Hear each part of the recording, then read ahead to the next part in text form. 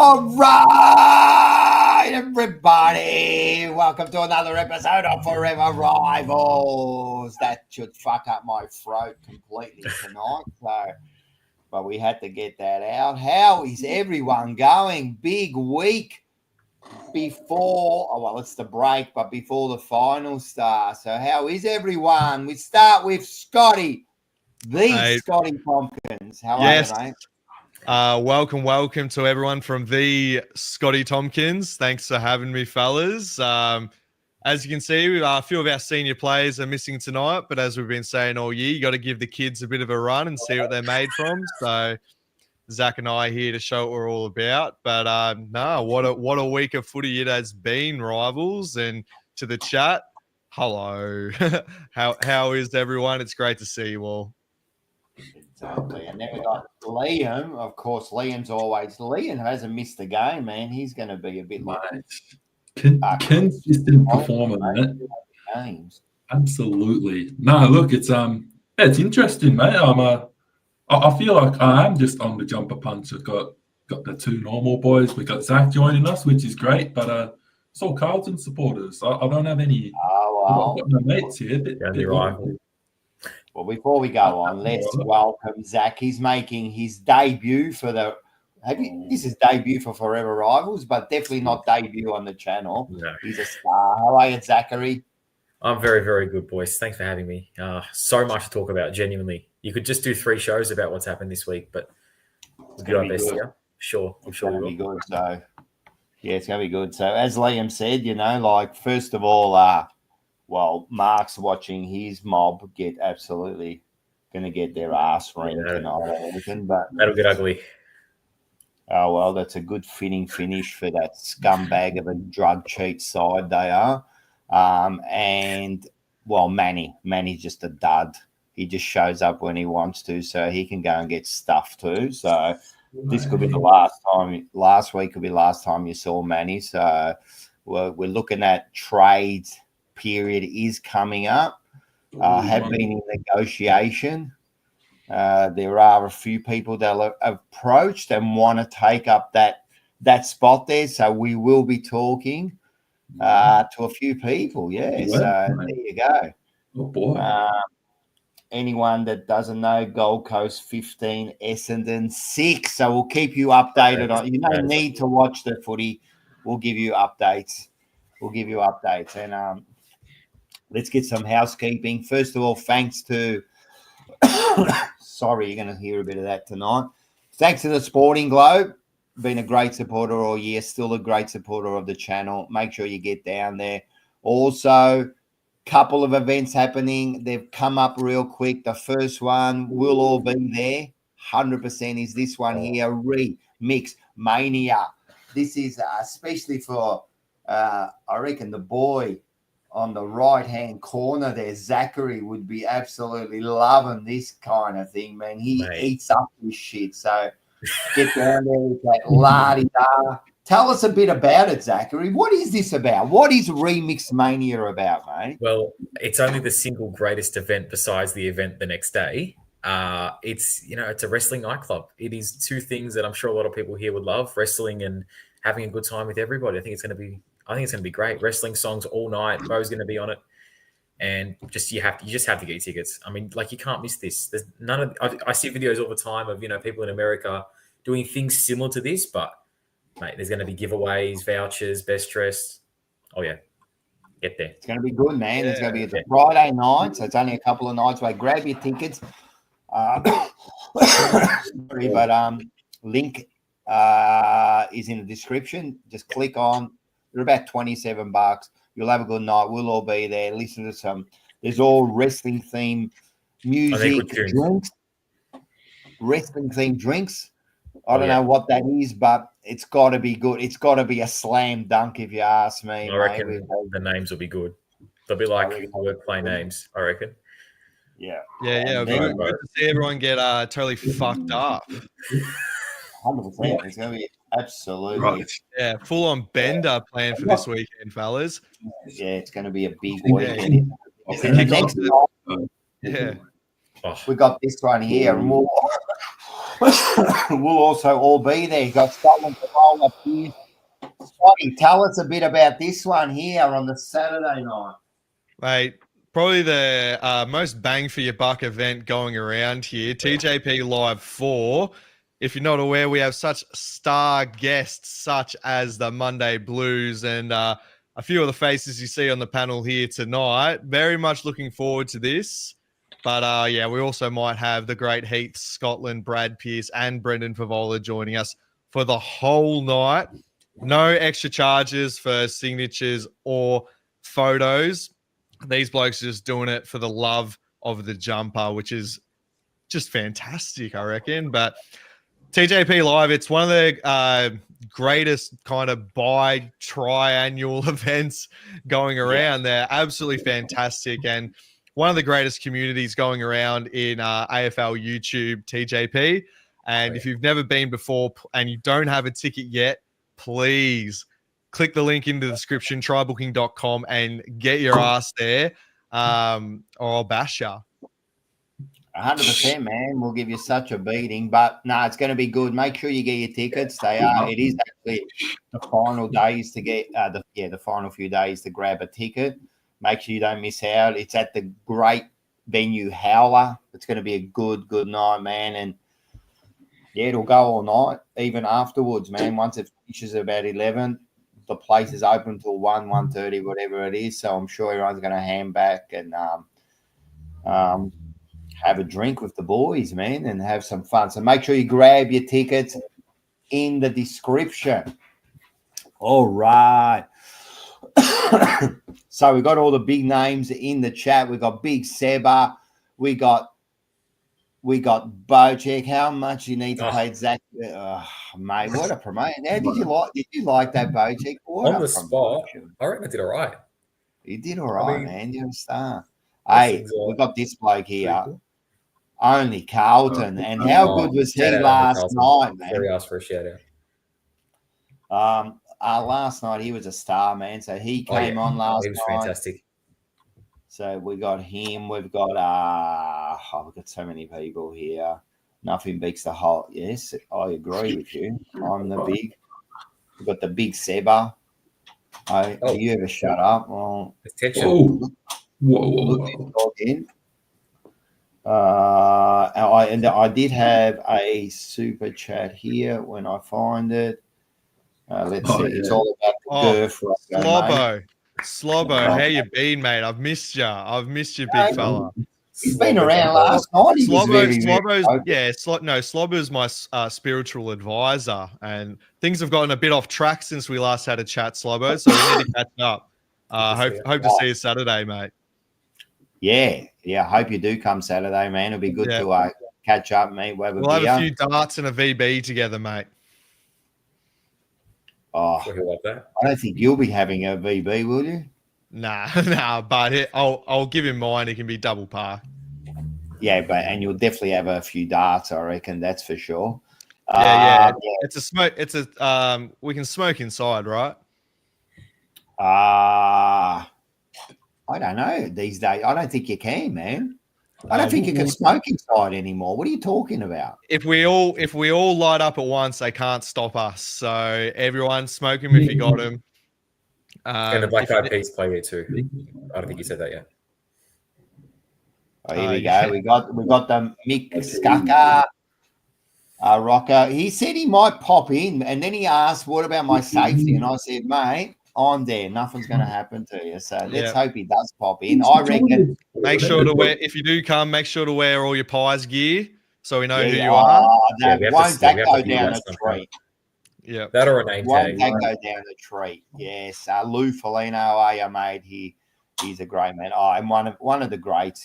This bloke here, man, has just gone from strength to strength. Scotty, only I will be charging you for my signature. Yes, he's been telling everyone he's going to charge him for his signature. So if it's signing on like a table, just have him on the end, I reckon.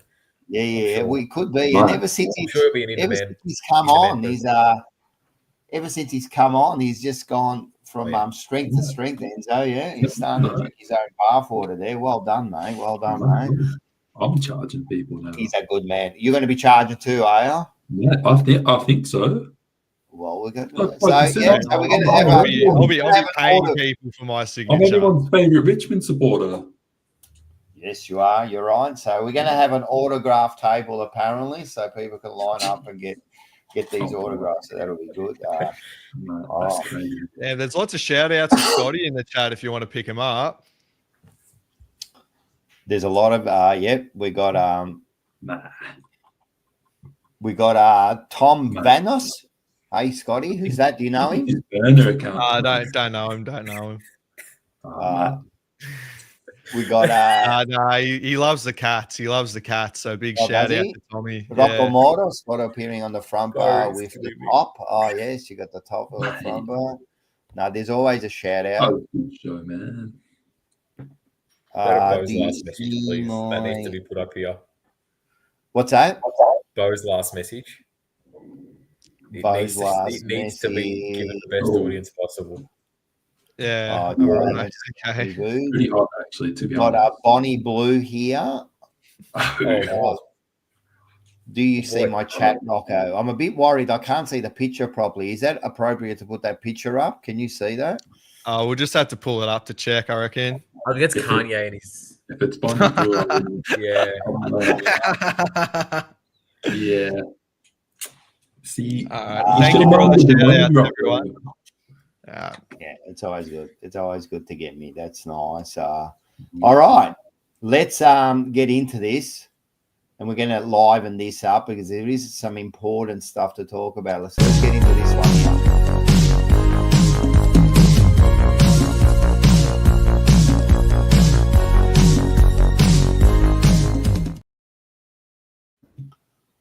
Yes, we're talking AFL footy. We're talking forever footy. For anyone wanting to know the score, it is 34-6. 40. They just kicked another goal. Right. 46, yeah. So, Right out of the gates, bang. My sons. straight up. Yeah, no, straight up. Well done. So they look like, but you just don't know, but I think they look like they'll be the final team to make the 8. And I noticed there was a few doggy supporters in the crowd. Poor doggy supporters, mate, who's going to be missing out because they couldn't get over the fucking line to Fremantle over here. But anyway, your own fault. All right, let's get into this. Scotty, start off. What are we going to talk about? I think we're going to continue on from last week because I think there's a bit of talk again. Ranken actually got his penalty. What do we think about that? What's going on? Yeah, well, since last we joined our rivals, Isaac Ranken has received his 4-week suspension, downgraded from the typical 5 that we're seeing for this. I know there was a pretty robust discussion about, I don't know, the kind of ethics around the actual infringement itself and what was said by Ranken to Quaynor, but it seems that the AFL has given the young boy a lifeline to potentially play in the grand final if Adelaide somehow lose to the Pies next week. But probably one of the more contentious issues to come out of this was the downgrade itself. There's a lot of people that are I don't know, they're complaining about the fact that even though it was a reason provided by a medical professional, basically they played the mental health card to get him that week back, because apparently he'd do a backflip on his neck if he got the full 5 rather than 4, and the AFL agreed to that. So yeah, if Adelaide, if they lose week 1 of finals, he'll be eligible to play in the grand final. Otherwise, he misses the grand final anyway. But that's the major contention to come out of this. Zach? It's weird for me. I feel like obviously the reasoning was there, and we got reasoning as to why it was 5 and then 4. But it was a bit like, I mean, they didn't really shy away from the fact that they played the mental health card. You know, that's just what they've done. You know, there's no in that sense, Zach. I mean, people were saying like, why did Collingwood or why did specific Collingwood players kind of dob him in? And you can make the case that if you know you're going to rub out a potential Norm Smith medalist from even being in the finals, dobbing them in for something like that can be seen as a competitive advantage. In the same vein, where Adelaide's trying to pull out every possible stop to either have the suspension thrown out or minimize as much as possible, people, they just see the mental health card being played and they just kind of get outraged over that, where Adelaide's got to try everything possible as duty of care to their own player. And if that's what actually slipped the AFL or the Tribunal up, fair enough to him. But, we had that discussion last week about whether it should be 5 to begin with. But if that's a standard, it probably should have been upheld. And we'll get to you, Liam, but I disagree with the whole fucking thing, bro. I disagree with the whole thing. He shouldn't have got suspended for 4 weeks. It's a ridiculous thing to get suspended for. I don't like it. I don't care. People might say to me, "Oh yeah, so it's okay to be what is it? Well, what is it? Racist? What is he? Oh, homophobic or whatever." Yeah. I don't think he's homophobic. I don't think that thing come out. What did he say? Is it that bad? I don't know. Clip this if you want. Why are you getting offended by something if you're not that thing? I don't get it. Sure, in football they've said worse. Like they have to have said worse. I don't get it. Battle too. To really be suspended for 5 weeks. All right, so he reduced it to 4 for that. And then I said this last week, man. Are they looking at Houston? I mean, apparently he's the one who pushed him to the point where he's accidentally, or people might say it's not accidentally, said something. Have they looked into that? You know what I mean? That he went that hard at him for 4 quarters until he made him say something, and then you go, oh, well, but there's just some things you shouldn't be said, man. Well, I don't know, man. I just don't get it. I reckon 4 weeks for that is ridiculous. And then we'll go to this and then, let's just bring Snoop Dogg in. It's all good, And I like Snoop Dogg. I've got nothing against him coming here and doing it. I think people have been saying, "Oh, let's get Australian artists." I don't know who you're going to get. I hate that. We got fucking nobody. Because before we had anyone of any, I think 2022 was like the first time we got anyone big. We used to have nobodies, and people used to criticize the fact that it was nobodies. We didn't just have nobodies, Zach. Sorry, this might be a bit before your time. It was even a bit before my time, but we used to have Australian acts and legends of our entertainment scene without getting too distracted there. But to make it once again about having to have an international act and that being really important, I don't give a fuck, man. We had Australian legends on that stage before we ever got some fucking yank in. My thing is I understand that, man. And you're right. We'll get into that a bit later because that was kind of on the agenda too. So we might get into that later. Let's get onto that later. We'll get onto that later. Well, actually, I wanted to ask Liam this without relitigating the entire situation, because I think everyone's kind of been over it 100 times now.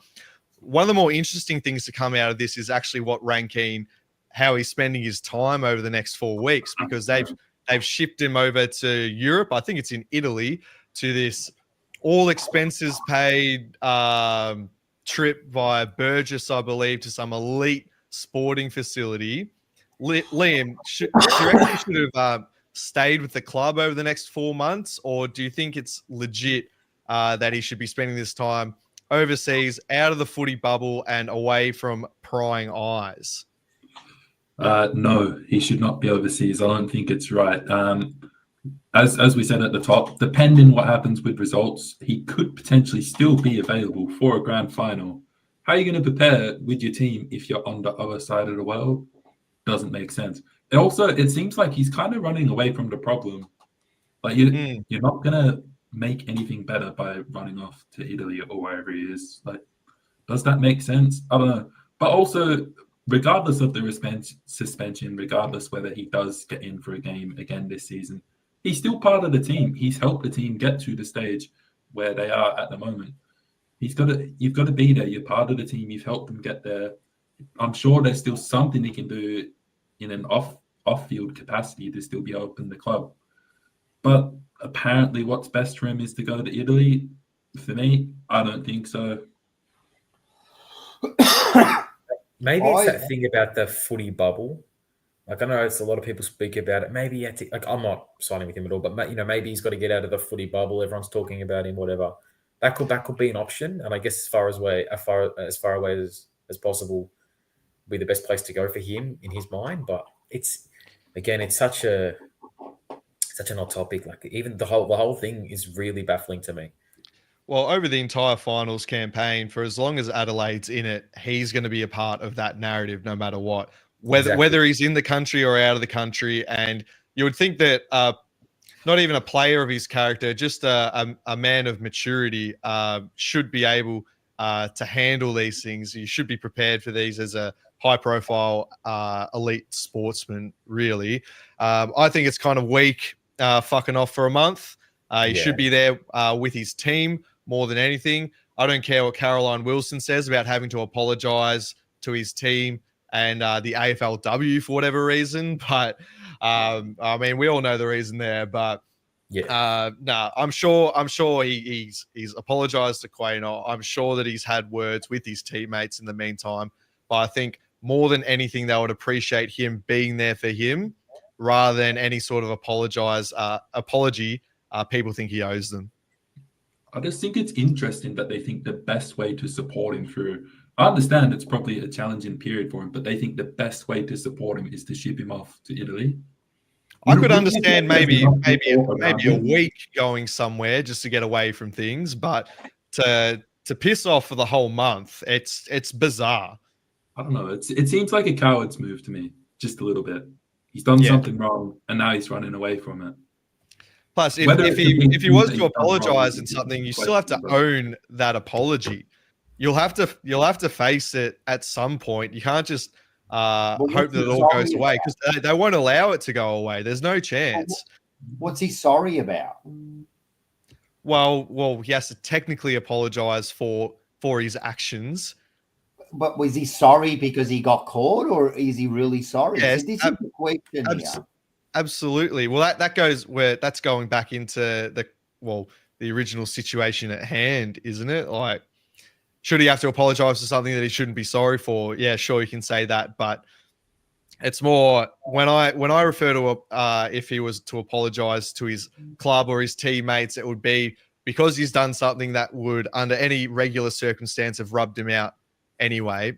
So he's kind of fucked up there and has really diminished, not significantly diminished their chances, but it's affected pretty much the tail end of the season that they've all worked so hard together for. Which you can make the case was for a selfish act. Yeah. I agree there. But what's he? I don't get this apology. I don't know what he's apologized. As I said, you're right. If he wants to apologize to the team because, right or wrong, he's let the team down now. And that's something personal about. But apologize for what, man? I'm telling you, man, this world's fucked at the moment, man. Like, really, words, man. We're talking about words here. We're talking about words, and words, do they really have meaning, or they have usages? That's what words are. Like 1 minute a word has a usage, 5 years later it's got a different usage. They don't have meanings, man. And this is ridiculous. This is ridiculous that he got any time for this. Any time. He should have been reprimanded, whatever, made to apologise. But 5 weeks, gee, that's I don't know where we're getting to. What's next? What's the next word they're going to use? What's the next word we can't say?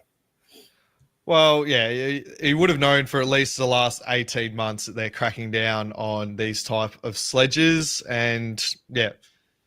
It's just like any other rule in the game that will get you suspended. If you know you're going to get in trouble for it, just don't do it. It doesn't matter whether we don't think that it's right or whether it's part of the game. The precedent was there from Jack Graham's and your. There's been half a dozen significant precedents set over the last 18 months. So in his head, maybe once he said it, he's like, so-and-so got this amount. But, I mean, again, there's no it's not like a bump or something. It's not like, okay, if it's high impact or careless, you get this and this. It's different, of course, and that's why it's pretty hard to judge. That's why it's divided so many. But tell me something, right? If you're not gay, I don't get why you're offended by it. Well, it's not. Am I wrong here? Explain to me. Educate me. I'm here to be educated here. I seriously am. Because I come from a different world. I've said this. If I'm wrong here, right? But how can you get offended by it? Well, it's not necessarily that you're in trouble because the player that you've directed towards is offended. It's just that the AFL has deemed it unbecoming conduct or whatever it is. Yeah, they have their own agendas, and they believe that they have to protect certain members of our society. It's their competition; they can choose whatever they want. But yeah, without relitigating the whole situation again, he fucked up, and he has to face the consequences, which I don't think that he's doing right now. No. Fair enough. I just don't agree with the penalty. And then the other thing, none of us do. None of us do. I think it's ridiculous. I think that's not the way. If you want to really re-educate everyone, that's not the way to do it. That's not the way to do it. There could have been another way. You know what? They've come out 18 months now, whatever, and this is the direction they want to go in, and that's fair enough. You know how you do that? You educate people, right? And educating them by punishing them like that is not educating people, right? The best way to educate people is to talk, to have these conversations and understand what is going on, The other thing is with Collingwood and the Collingwood players, you're a bunch of dogs for dobbing him in, man. What happened? You are, man. You are. What happened? What happened to loyalty? I don't care, man. Even between different teams, mate. What are you doing? What are you doing? Well, are you serious? Is that what happened? They dobbed him in? That's allegedly what happened, because in previous situations, in every previous case, either the player themselves is self-reported. That's the only other case where they've been given a lighter sentence in the normal 5 to 6 weeks. Other times it's been members of staff, members of the crowd. It's been picked up on umpires' mics. Allegedly, from what we have believed, it was the Collingwood players that brought this to the AFL. And yeah, you can say, look, if you have a win at all cost mentality, and like I said before, and you can rub out a potential Norm Smith medalist from ever playing finals, wouldn't you take every opportunity you could get? Would you, if you're playing golf? I don't know if you play golf, right? I'm a natural, mate. All right. So would you kick the ball out of a fucking divot and then take the win and be happy with it? No, of course not. And this is exactly the same thing, man. What are you doing, mate? How is this? I just don't get it. And then what happened to loyalty between men? I'm going to put it out there, between men, man. What are you doing, mate? We're all out there doing the same sport, and this is what you're doing. You went and dobbed us in like a little kid. This is what they do at schools now. Anytime anything happens at primary school, you got to go and dob them into the teacher. You know what I mean? And because, all right, that's what we do, because we don't want anyone to stand up for themselves. This is why we've got this weak society out there. This is why we're in the middle of a collapse. Trust me, man, all your kids are going to collapse. You're all going to suffer the pain of what this society is doing at this point. Man, hard times make hard men, man, and hard men make soft times, and then easy times, and then easy time make weak men. And guess what, man? We're making a bunch of weak men at the moment, and this is exactly what's happening, man. I think this is absolutely one of the, I don't know, this suspension has got me. Collingwood, it doesn't have to be Collingwood. It could have been any other side. Dobbing him in. What a bunch of weak pricks you are. Worry about the game, mate. Worry about the game instead of instead of bloody trying to dob in someone for saying a word, man. Like, seriously, is this where we're at? Is this where we're at? Like, you didn't even, did you speak to Ranken? Did any of them speak to Ranken and go, listen, man, what's going on here? You done this, you know, like, what happened? Did he say, no, I think you're all a bunch of bricks? Well, they were sniping him all night too, not just verbally, but physically as well. And then he was the one that ended up getting rubbed out. But they were poking the bear, man. The only thing that they've done is they've guaranteed they'll have 23 red hot, pissed off blokes facing them next Thursday night. Yeah, it's going to be. And wait, not only that, and 50,000. Oh, yes. Right at them, you know. Yeah, the Adelaide faithful, they're a different breed over in South Australia. So, if any of our Greek Collingwood supporters in the chat making the trip over, bring a pretty thick vest with you, fellas.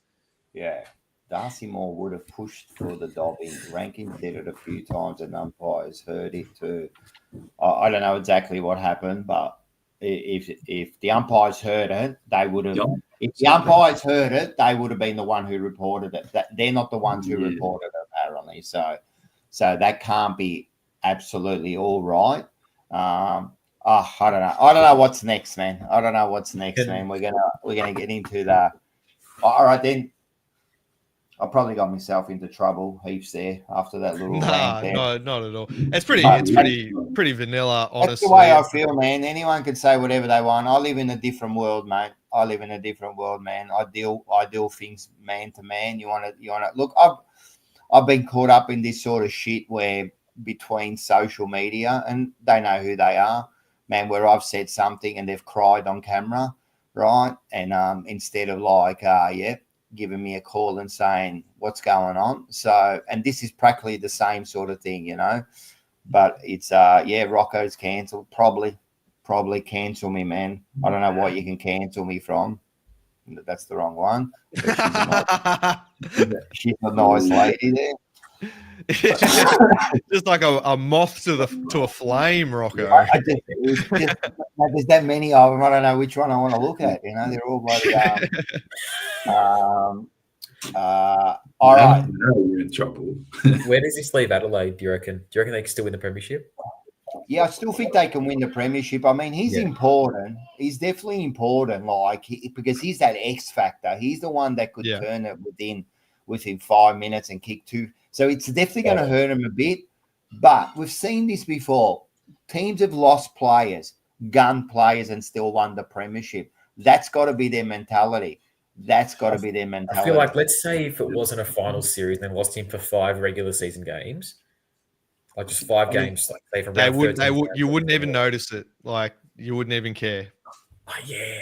I mean, it wouldn't have been a big deal too, like on the outside, but I feel like on the inside, I don't think that would. I think it's different because they've lost him for finals. The fact that it is finals, I think, can galvanize a group. Like, okay, Rankin's out for this amount of time. You know, we just got to win. You know, it's on us. People saying maybe we can't win a premiership without Ranken.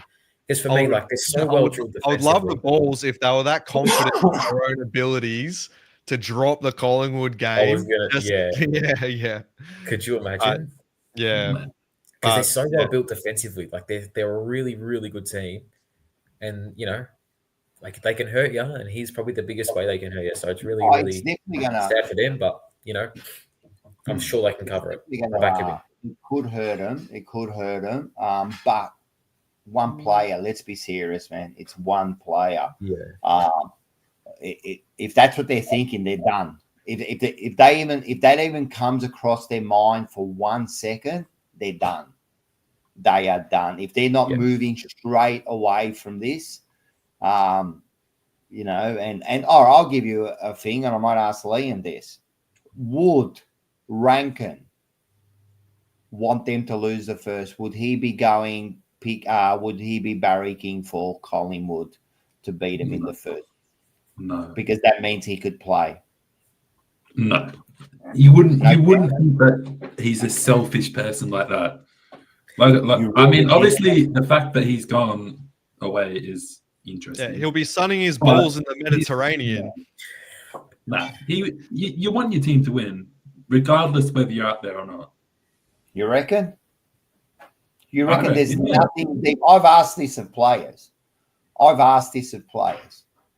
Look, it'll be bittersweet if they do go all the way and he's not there. I get that, but if you're part of the team, if you're committed to the Adelaide Crows, surely So you don't you're think there's there any and you're little part of their success. selfish? There's not one little bit of selfish gene in there that just because look at the end of the day, has anyone played and missed out on a grand final and watched the team play in that grand final? As much as they're your mates and you want to play, the thing is you want to be part of that. Like you want your mates to be happy. The most recent example is Oscar McInerney, and you saw him go off when they won. Like he was just as thrilled for them if he was out there. Was he? Yeah, well, you can say that, but you're never going to fucking know the answer, and it's kind of you can't think like that. I'll tell you, I've asked this of players because I've interviewed lots and lots of premiership players and non-premiership players, right? And I'll give you the answer. Deep inside, of course, there's always a bit that doesn't want to see them win without you there. Like you want to be part of that, like, or else you lose it.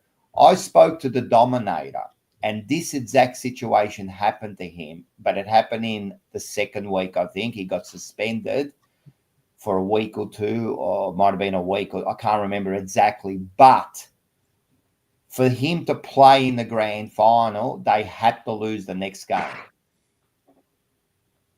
And they did. And they went on to win the grand final with the Dominator there. He said there was a part of him that wanted them to lose that game so he could be a part of it. Now, when I've asked other players about watching their team play in a grand final, this is the answer they give you. I noticed the people that have won grand finals say, no, I wanted them to win. People that had never won a grand final, it's a different feeling. There's a feeling inside that says, oh, yeah, I love you guys, but I want to be part of this because you're never going to be part of it. As much as you think you are, you'll never be part of that grand final. And the perfect example for me, again, was Vinny Cotoggio. He played most of 79 and was one of their better players and missed out on the grand final because of injuries and that. And the players love him. Even when they do the reunions to this day, they welcome him like a premiership player. And he's such a nice bloke. He doesn't care. But he's never a premiership player. He's not a premiership player. He knows it.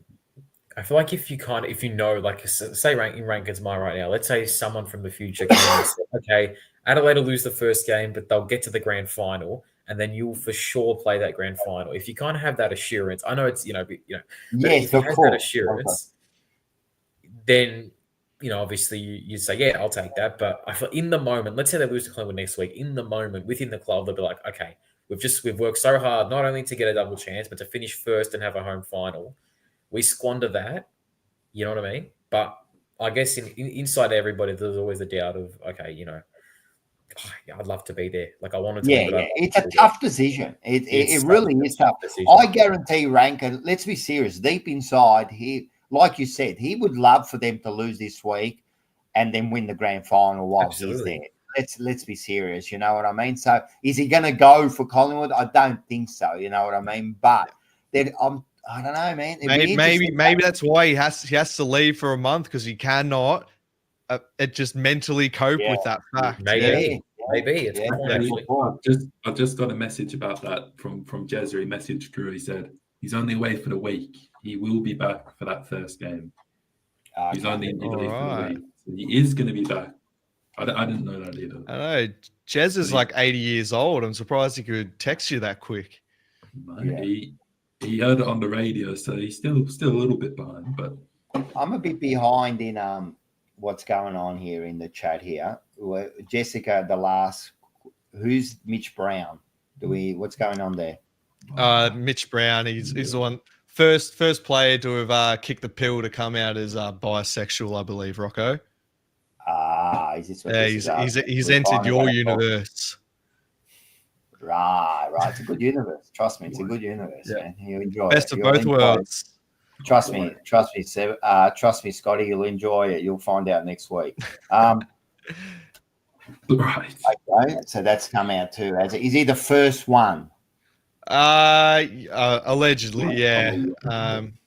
to come out? Yeah. And I have no idea. I've never heard of him. Me either. Sorry. When did he retire? I think that's about. I think that's genuinely like that's the full story. No one's heard of him.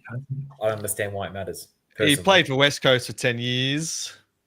Yeah, former West Coast defender Mitch Brown has become the first player in VFL AFL history to publicly declare he's a bisexual man. Mitch Brown, I remember Mitch Brown. Yeah, I remember. He retired in 2016. That's ages ago. Yeah. I remember him. Yeah. To be honest, we've had since the Don Scotts of the world and all that. Like, at least I guess actually confirmed, I suppose. But I don't know. So what?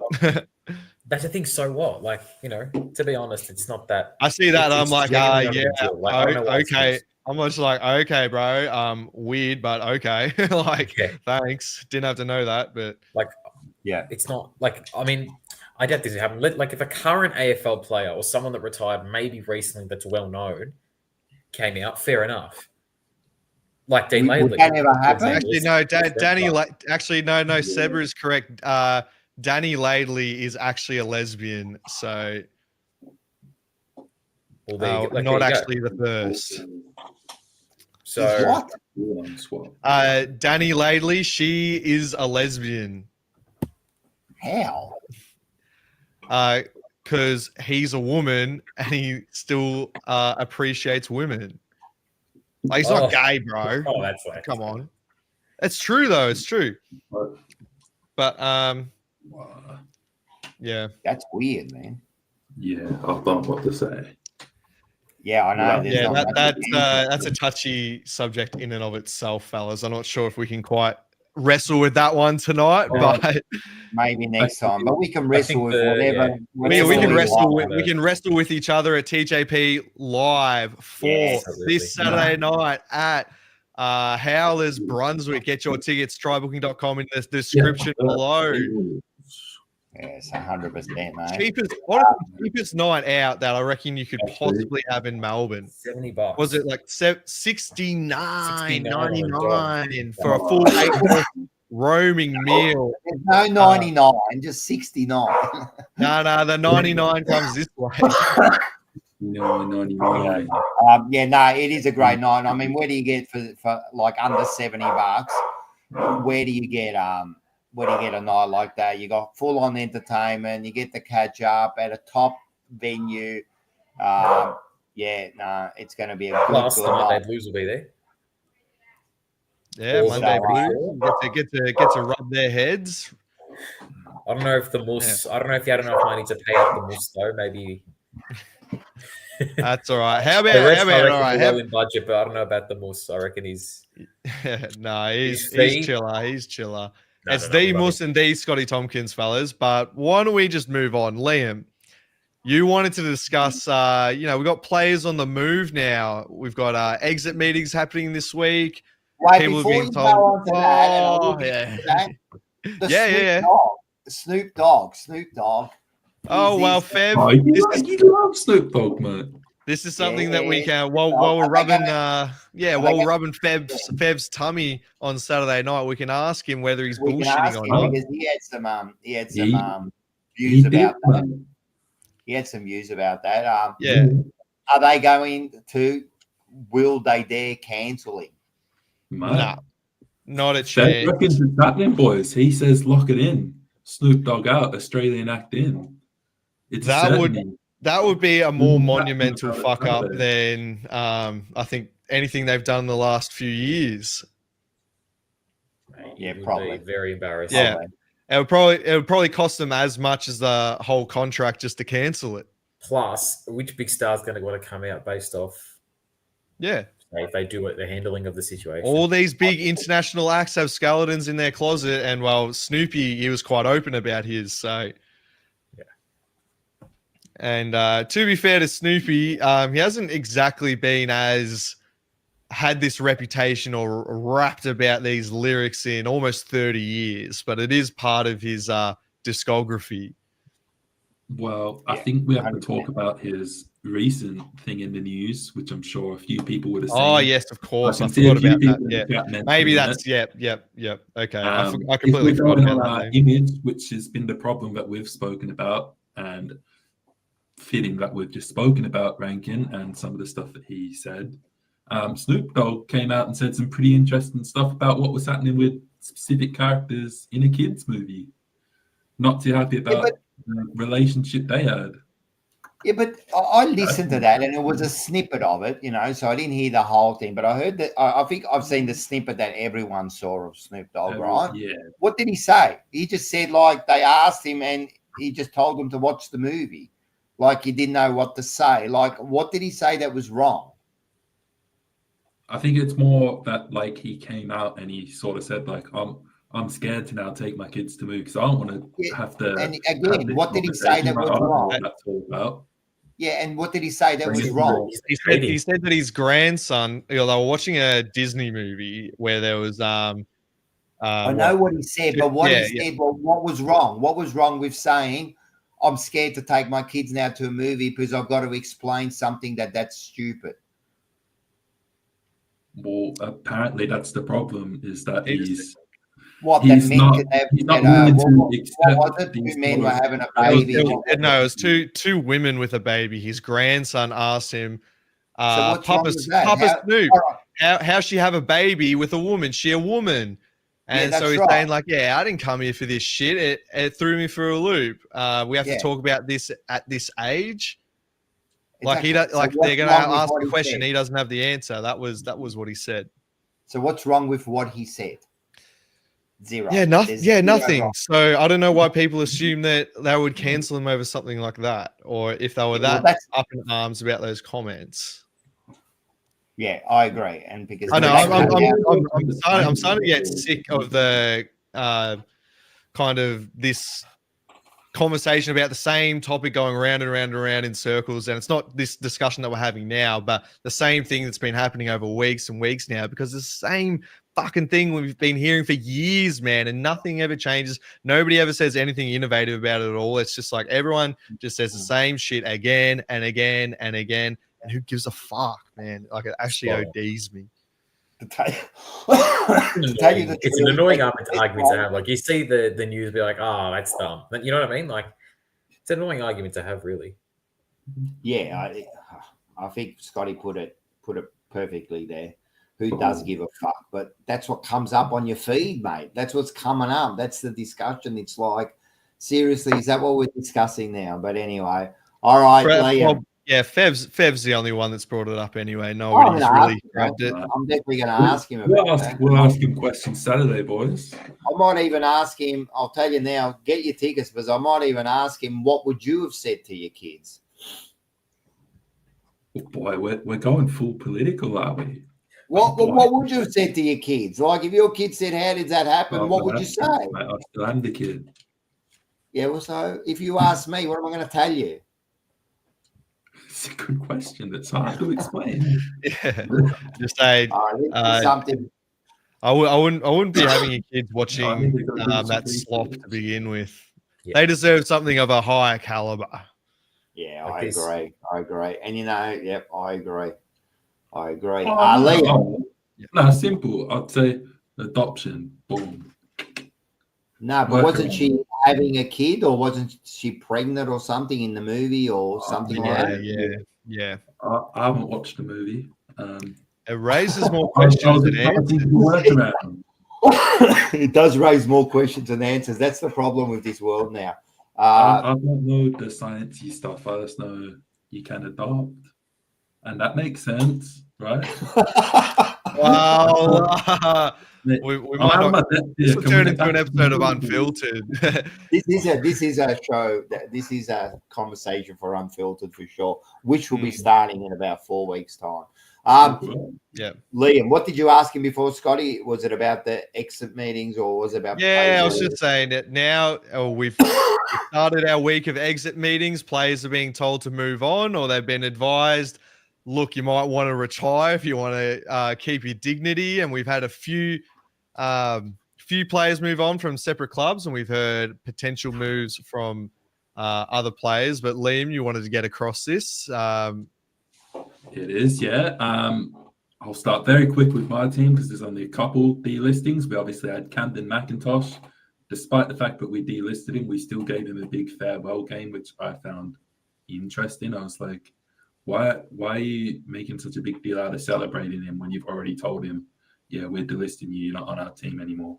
But separate issue. But then we've also had, today we made 2 more changes. Jacob Bauer, who was a mid-season pickup, he's gone, which makes sense. Unfortunately, had a bit of injury trouble, and I think there's other players ahead of him. And then Mate Kalina, who's some big American ruckman who, yeah, just didn't work. So that's the Little Richmond one. But I think it's more interesting the players on your teams and Collingwood before we get to Carlton, because Collingwood, for a team that is potentially struggling a bit next season, in my opinion, and for a team who has had some good success over recent times, I find it very interesting that there's a lot of Collingwood players that are looking to move. Someone like Jamie Elliott, who's probably just played his best season, is well and truly up for grabs and on the move. That's something that finds interest to me. And then the Carlton boys on the move. TDK getting millions of dollars is mental. And then Jack Silvagni, he said he's out. It was a big little thing yesterday. He said, "Oh, we'll see what happens." I think within by the end of the day, he was kind of like, "Yeah, I'm out." So Little doorstop. I don't know. You guys tell me how you feel about your Carlton boys. What's happening? What are we feeling? I'll bring it over to Zach, and so we've had, you got TDK and Sauce leaving. I don't think we've had any other players at the moment. We've had coaches and that have been thank God. sent off. Yeah. But as far as the players gone, what do you think? Look, for me, TDK was something. I mean, the writing was on the wall from when he didn't sign straight away. I mean, I know sometimes players sign through the years. As the weeks come on, but the writing was on the wall for me with TDK, and it was a slow death, you could say, of his career. I didn't think he played very well at all this season. I wouldn't give him a pass mark if I'm rating out of 10.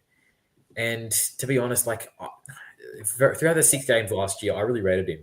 I rated his little 6-game stretch last year that kind of culminated in the Geelong win. But, I just don't think he's been that consistently good for us. I just don't think he's – is he a needle mover? I don't think so. Is he someone that's going to absolutely change the way the Saints go about it? I don't think so. And to be honest, I would have rather, if there's the opportunity to move him on for picks, especially, I would have taken the opportunity. I'm so glad that the club did. I agree. And as you said, when he played his best those 5-6 games, I did think he was a needle mover. I thought he could be absolutely the difference in our side. If he plays like that, he's the difference. They could meaning making a grand final or making a preliminary and not making a preliminary, So that's what I thought. But then since then, he's been nothing, man. And I don't know if it's mental or he's not physically ready now. I don't know what it is, but yeah, he's definitely the highest paid player to be. It's just blows my mind. You know what I mean? That $1.8 million over 8 years. That is. Do you blame him, Scotty? Do you blame him? $1.8 million, and he's not even the highest paid player at his club. That is incredible to me. Yeah. I don't think that I don't think any player that's currently playing is worth 2 million, let alone 1.8. That's more of a case of how could you even allow 1 or 2 players to take up so much of your salary cap? But that's a discussion in and of itself. But to what you said, Rocco, I mean, with Tom de Koning, that block that he had last year, that was the proof of concept. It's just that we never saw it again. He did have a few injuries towards the end of 24, but he was still maybe 2/3, maybe 3/4 of that for the start of this year until all this bullshit started. But he's never come to me in the last 2 years as being that serious of a player. in regards to being focused on success. He seems more, I don't know, more focused on his own personal well-being than anything else, really.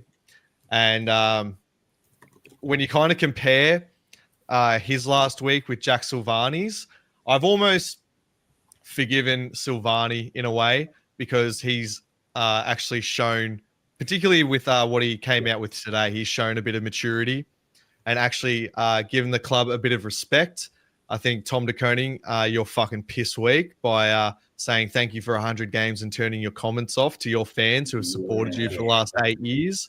A significant portion of them were dying when they heard that you were even considering such a deal, when many of your fellow players have been offered basically that deal and have turned it down to stick with that monogram.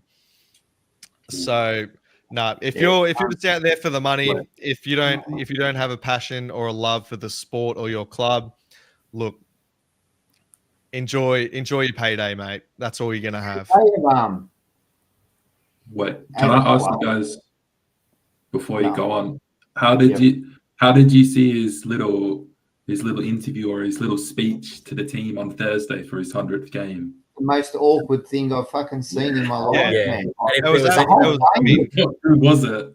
The post game interview and then down the club room. It's a post game interview. I thought that was absolutely taking the piss, and that's what really set me off. He's talking shit about going surfing in Bali, mate. This is your last chance to actually face your members, face the Carlton fans, say something, but nah. All he's thinking about is himself. All right, I got a few things. I got a few questions. We talked about this last night, but I'll ask you guys first of all. With TDK, should the team have played him to 100 games? Right? If they weren't gonna, they knew he wasn't. Of course, they knew from. Should they? Well, that's the first question, and then I'll ask the next one. But that's the first question. Should they have played him to 100 games? Our club. The last thing our club has been up to this point has been ruthless. Yep. We have never been ruthless, right? And now this would have been the perfect opportunity to say, what are you doing? Oh, I don't know. Well, until you know, let us know. And until that day happens, you're off to the reserves. And I would have kept him on fucking 93 games or whatever. You know what I mean? It was the most awkward thing to bring him to 100 games. It was weird, man. It was real just weird. Based off anything besides the fact that he was up for a contract. His performance, and I'm going to go specifically to the game against Adelaide at the Adelaide Oval, was one of the most performances I've ever seen by a Carlton player. He was up against O'Brien. He was horrific. It was the same thing in the ruck battle every time. I was watching it with we were there at the Sporting Globe, and mate, people were going nuts. Every single ruck contest, I can't even count on my hand how many he won, genuinely. Yeah. Yes, it's absolutely. With TDK, I saw him when I was at the Carlton Collingwood game, and I watched him in that game, and I was like, man, this dude's not interested. And I think I came on the next week and told you guys, I was like, if that's going to be his effort, if he clearly does not want to be playing with you, you guys should probably be like, you don't want to play for us? Fine. We're not giving you a game. And that's what that says to me, you want to be a professional. You want to be a professional sportsman. You want to be a professional footy player. Act like a fucking professional. That's right. I don't see how that improved his resume for the Saints at all. Weren't we all saying during this period, like, fuck, they're going to be second guessing here? Yeah. And you know what? Unless he's that much of a bitch that was actually told to take it easy. That's even worse. Yeah.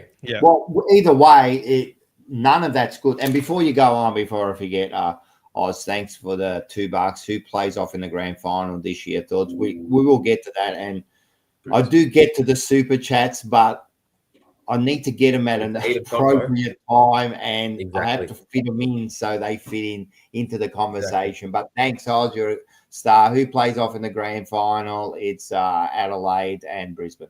All right, so He didn't. I don't know. What did you just say? What was it about he played local dog shit? What was it? I don't know. Maybe if he was told to pump the brakes. Oh yeah. Because you know what Either else? way- You know what else? He was also rewarded with an extra year. Yes. He got 8 years. 8 He's years. going to be almost 35 at the end of that contract, and to be on is he a ruckman 1.75 to 1.8 that entire contract. And it's the most irresponsible list management possible, I believe. But look at the bloke running the joint. Oh, yeah. It says it all. Good. I don't know how Sorry guys. I'll say one thing and I'm done. Everybody sucks off Ross Lyon as like the coach. Like he's the coach's coach. How at his club, how could he ever allow something like this happen? You can make a case in the short term for Wanganeen Malira, but for Tom DeConing, man, like they had like it is shits for brains at that club. You know, if they want to be a destination club, you're not over the next 8 years, you're not going to be able to afford that many fucking players. That's what I was going to say. Is like the salary cap next year is 18.3 mil. 3.8 mil is for Wanganeen Malira and Tom DeConing. That's like 20% of your salary cap on 2 players. Yeah. That's mental. Look, us here at Carlton, we made that mistake, but it was spread over 5, maybe 6 players, not 2. Yeah, not 2. And not one of them who is ridiculously unproven. Does not make sense. But you know what killed me about TDK too? The fact that in the last few weeks when he was starting to show some energy, there were a lot of fans saying, oh, maybe he's made a decision. Maybe that's why he's playing good. If that was true, that's even worse. But obviously it's not. You know what I mean? That killed me. I was like, oh, he's trying. Like, you know what I mean? Exactly. Any situation, in any way you look at it, if he tried to save himself, if they told him to save himself, if he only played at the end, like none of it's good. None of it's good. You should be playing at 100%. If I'm paying you $1.8 million and I saw those traits in you during the year, that worries me. So what happens when things don't go his way? Does he bitch it up again and then not play well? You know what I mean? They're the things I worry about, like doing that. But I wouldn't have played him. I would have made a statement as the club and would not have played him because halfway through the year, 6-7 weeks out, we knew we're not playing finals. We're going to set ourselves up for next year. That's all I care about. I'm going to think. I'm going to Sauce. Apparently, Sauce had his thing on the table for 4 months and he's still not signing, man. I'm not here to appease you. That's my new favorite word. I'm not here to do that, right? It's a great word. I'm not here to appease you. I would have said, Jack, mate, do you want to sign this now? I'm going to think about it. Are you? Well, first of all, you're a bitch for going to 4 other clubs right in front of us, right? I'm telling you, that's like going to a nightclub, right? And fucking talking to other women while your missus is there, right? That's what that was like. And then going home with your missus while she's embarrassed. That's exactly what happened. And they allowed that to happen. So that's 2 bitchy things this club has done in recent times that really upset me, right? They've done some other things in recent times where I can say, okay, maybe I can see a turning point, right? But those 2 things, I would not have allowed it. I don't know why they allowed him to play fucking 100 games. Like, why? Well, how did he deserve? Zach, you're right. Let alone with that contract bullshit, he didn't deserve to be playing at the time. At the time, we were looking for a forward. We had Lemmy, right, who's kicking 7 and 4 and 3 goals in the reserves. Fucking Voss is coming out saying we're lacking forwards and they're playing Pitternet as the ruck and our $1.8 million ruckman is in the forward line. At one stage, I said this, we had a $5 million forward line. $5 million we had, mate. He wasn't even doing anything in the forward line. Like, he wasn't being bad or being. He was actually like fully negated. Like, it was genuinely like we're playing with one less man.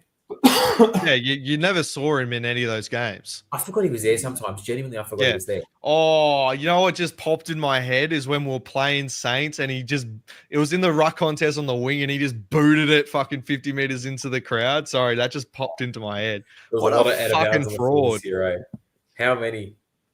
I think I agree with you, Rocco. Like if I was the one that could make that decision, I would not have played him while they're under that contract cloud, and maybe not straight away. Once it started to drag on, yes, I would have made that call.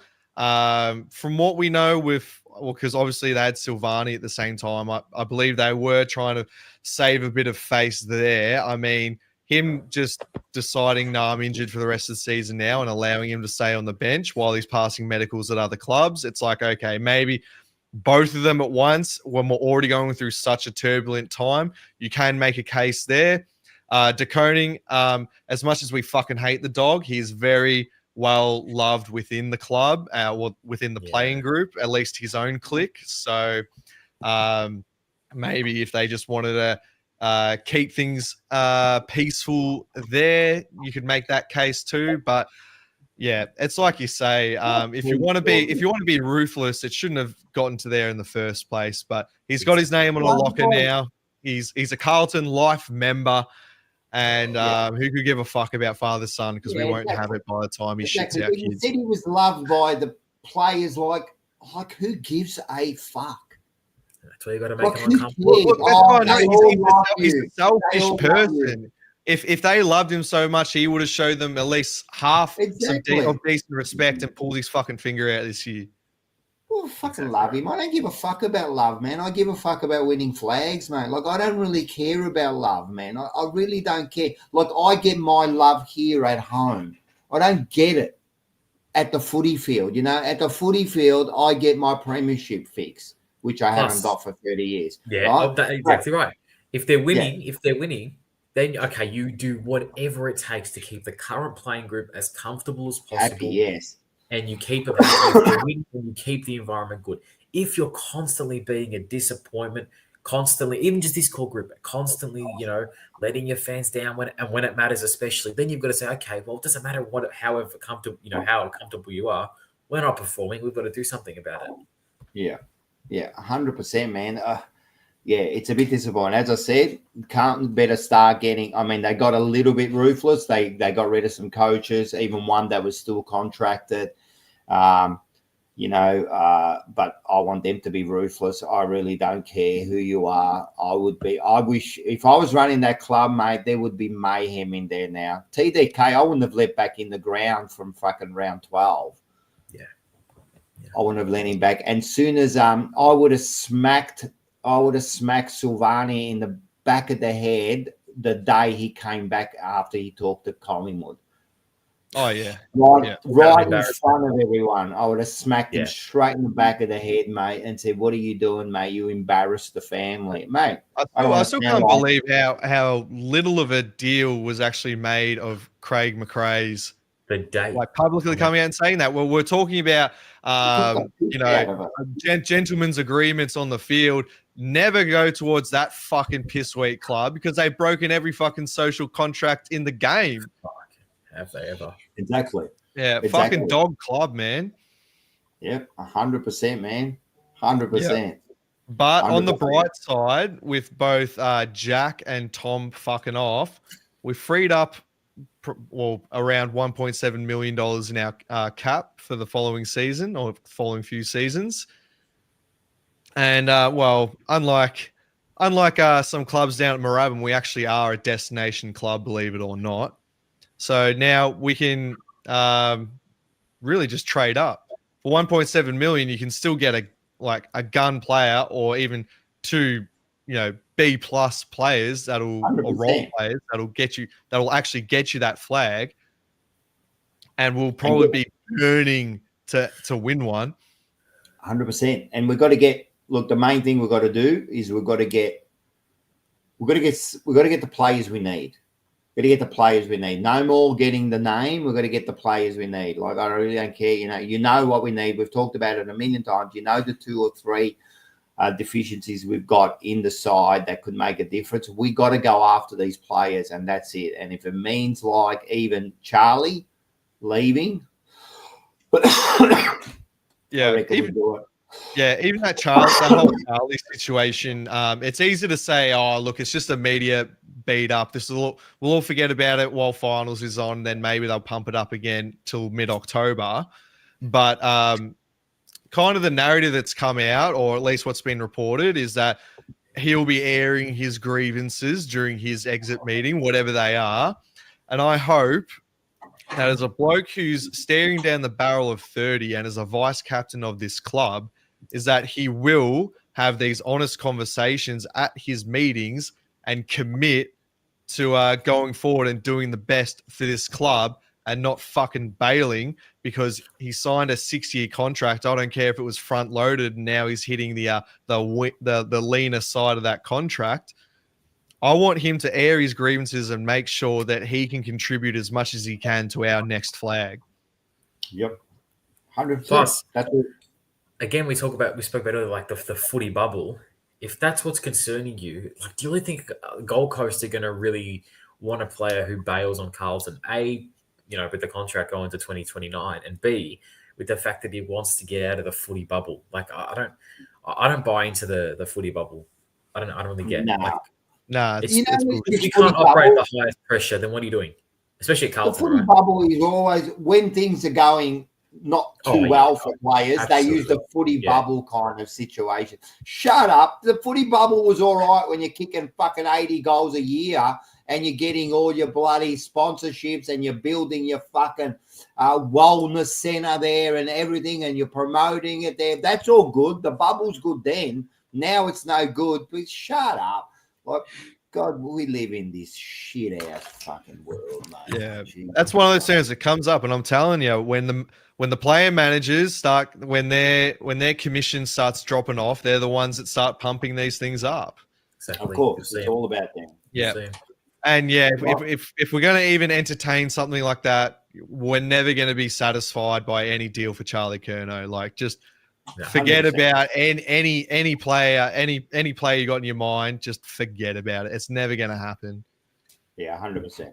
Yeah. All right. Listen, we can talk more about Carlton later because we might have someone else a bit later. But at the moment, we've got someone else waiting. Zachary, thank you very much. Thank you so much. You've been great on the footy talk again, bringing that calmness to the whole thing here. We love it, man. Between you and Liam, you just calmed everything down. It's nice, isn't it? Thanks for having me, boys. Thank you so much. Thanks, Zachary. See you, mate. Stuff that. See you Saturday, mate. Do you want to get this scumbag on? Here he is. That's not nice. Andreas from Black and White. How are you, mate? I'm good, mate. How are you? Yeah, we're getting there, mate. Not feeling the best, but as we do, man, we step up when we have to, man. We step up. 100%. It's been well, you've heard some of our discussions, but it's been a big week, I suppose, for Collingwood, and it's going to be a big couple of weeks coming up. And so how's it all been going for you? Oh, it's been very interesting. Obviously, now that the season's like the home and away season's finished, I know that like obviously we're playing next week, but you're starting to sort of like 100% focus is obviously on the Adelaide game, but you're also sort of hearing other stuffs in regard to trades and stuff like that because it's either going to be in 2 weeks if we go out in straight sets, or it could be 3 or 4 weeks depending on where. But as soon as the season finishes, you're obviously going to have to focus on trades and delistings and stuff like that. So we'll be in your position at some point within the next 4 weeks. So you're also you are taking a fair or keeping a close eye on what's going on behind the scenes and stuff like that, but trying not to get too ahead because you've got something pretty important coming up next week, which is very exciting. I'm a lot more confident going into this game against Adelaide than what I was though a couple of weeks ago. I will say that I'm a lot more confident, but anything can happen. It's going to be a big game. This one's built up to be a cracker, so obviously I have to see what happens with that one there. But the whole talk about with Sauce and stuff like that right now, I mean, I'm hearing you guys, and I take my Collingwood supporter hat off for a second, and I see it from a neutral lens sort of thing. I understand where the opinions coming from Carlton supporters, obviously, with him leaving, potentially going to Collingwood.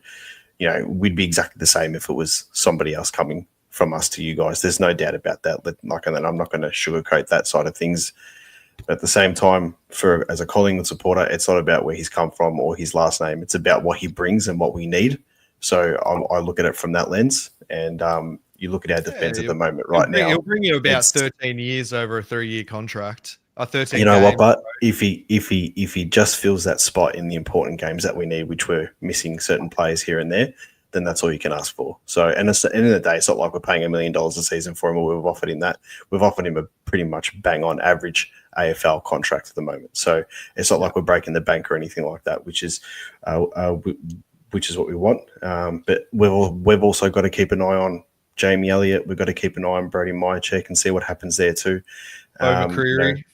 Bo McCreary, I don't think he's going anywhere. I think a lot of that was a lot of bullshit that was just made up by John Ralph. So I wouldn't believe anything that he says.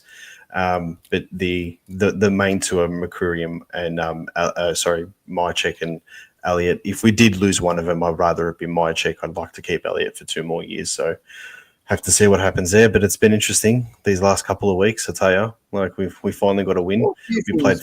We played 15 minutes of football against Melbourne, and it got us into the finals or into the top 4. Thank God. Yeah, and thank you, Port, and thank you, Port Adelaide. If there's any Port Adelaide people that watch the show, thank you. I'd be thanking the umpires more than Port Adelaide, to be honest. They definitely copped in both games. But before we go into that, and we'll talk about Collingwood in a sec, but the thing is with Sauce, I don't give a fuck that he's coming to your club. I don't really care. I don't care where he goes. It doesn't bother me, right? It's not about that. And I don't care about the Silvagni name. I do not give a fuck. I said this last night. That does not taint the Silvagni name. His dad, right, is fullback of the century. That will never change. Right, his grandfather is in the Carlton team of the century. Between them, they play like 650 games or whatever, won numerous. That's got nothing to do with it. I don't care. If he leaves, it doesn't change the name. It's how he went about it and what the club didn't do when it was happening. Right, that's the problem. No, I agree with that. But if I was in charge, there'd be fucking no way that one of my players would go and talk openly to another club. I'm not talking management. I'm talking the personal player. Go and talk, and then the coach fucking reference it. Yeah, look, I think it's the culture, like for example, between AFL and like the NRL, for example. NRL, it's totally different. They'll talk mid-season. They'll sign contracts for other clubs mid-season. Melbourne Storm have lost a few players during that, exactly like that over the last few years. But I understand where you're coming from with the player and the coach talking. I think the line it's really, you got to be really careful in regards to players doing medicals at other clubs during the season. Right, I think that's a little bit. Maybe do it off-site, away behind closed doors. Right, don't do it at all, bro. If you do it, you don't play anymore. The one. We've got a culture at the club, Andreas. This is not. You have pissed in our face, mate. I'm telling you, go. You know what I want you to do. I don't even want this to be justified in any amount. Zero. Right? Go to come down Friday night to Remix Mania, right? We've got an event going. Come with your missus, right? And go and talk to 3-4 other girls while your missus is standing there and see what happens. I get that. No, I get that. I get that. But you can't be under the illusion. But you can't be under the illusion that the managers and the clubs aren't talking during the season. That happens 100% all the time. Let the managers do that. Let them. They've been doing that for 100 years. Let them. They actually. I want the man. If I was a player, I want the manager to be talking to teams all year. That's what I want you to do. But I don't want nothing to do with it, bro. Yeah, I think it's different when the players actually physically. I think it's different if the player is actually physically going. Yeah. And I'm taking the Collingwood aspect out because I wouldn't want one of our players. Like imagine if Jamie Elliott sat with Damien Hardwick during the season. while he was playing good at Collingwood. You'd be like, what are you doing? Sort of thing. You know what I mean? I understand that 100%. I get that part of it. So I want to bring the Collingwood aspect back into it though, because it was your coach that kind of has broken the agree that kind of pissed all over us and the coaching fraternity by flat out saying it. Sam Mitchell at the start of the year, if Oscar Allen had to kind of worm his way out of it, whereas Craig McRae. Don't you think though there would have been a conversation between the two of them, and they would have said if the media asked what to say. Now I can tell you now, McRae wouldn't have just said that without having spoken to Jack beforehand. McRae's not going to blurt out and say, "Yeah, I went on a date with him," or "Yeah, I spoke to him." Blah blah blah. That's not going to happen. Jack would have said to him, "Say whatever you want." There's no way McRae would have done that. I don't care if Jack says say whatever you want. McRae should have had the fucking brains to shut the fuck up. He's pissed in our face, mate. Like the bloke come out and directly said he's spoken to him. Come on, bro. But just like you don't care. Don't give me this that Sauce has said to him, you could say whatever you want. Who the fuck are you, Sauce? Like, who are you telling you could say whatever? McRae should have had the brains enough. He's done that deliberately, and good on him. If you want to do that, that's fine. He's deliberately pissed in our face. But do you think, as the coach of Collingwood, he gives a fuck about what happens at Carlton or how Carlton supporters feel about it or but whatever? He should give a fuck about how the whole system works. The only reason why, if I was him, I wouldn't have said it is because his besties with Michael Voss. They're close mates. He even threw his best mate under the bus. He even threw his best mate under the bus. That's probably the only reason why I wouldn't do it. It's even worse that they're best mates. That's even worse. Some best mate. I don't agree with none of it, man. Like, fair enough. Go to another club, get your best contract, do whatever you want. I'm just talking as Carlton. If that was happening to Collingwood, you'd feel exactly the same, mate. Without a shadow of a doubt. Without a shadow of a doubt. Forget that he did it with Collingwood and your coach. Forget that happened. If it was someone else, right? If Dacos did that, just blatantly during the year, go and talk to other clubs, and then another club that he's talked to practically pisses in your face and go, I spoke to you. You go, fucking hell, mate, what's going on here, mate? Like, seriously, you love the club that much. A year ago, you cried. You said you love the club that much, and then you treat them. Doesn't matter how bad you reckon. They had a deal on there for 4 months, mate. We didn't treat you that fucking bad, bro. For 10 years, you couldn't even find yourself a position. Right? No, now you I understand find a what you're position, saying. and all of a sudden, it's rubbish, man. It's fucking rubbish, man. We say all this last night. Craig McRae did kind of lean towards saying, "Look, we're not the ones that are really gunning for him anymore." But even if you were going for him, Andreas, would you really want to have an entitled little sook? Every club's got a whole bunch of entitled little sooks. Let's be real. Every single club's got them. I reckon you can name a few players off every club they're all big sooks. We'll start with D, and we'll go alphabetically. D, A. We can say whatever we want, but at the end of the day, he's just gonna. It'd be funny if he just ends up at the Bulldogs, and then we're just like left here like fuck. We need another defender. I would be more concerned about the ethical implications if he ends up at the Saints for 4 years on $800K. Which is what's been reported. And you know what? Yeah. That's a big possibility with his old man there. Well, that's the thing.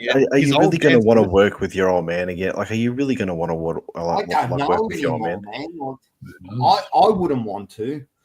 I worked for my dad for 2 years. It was a hoot. Yeah. Well, his dad looks a bit fucking... His dad just looks fucking angry all the time. Yeah, he does. He's a look, man. I know. I speak to players who played alongside of him, and he was no different when he played. He was no different when he played. He's just the way he is, man. He's just upset with fucking the whole world, man. And it's kind of rubbing off a bit off his son, maybe. But there you go. All right, let's talk about the pies there. So you have you just scraped into that 8.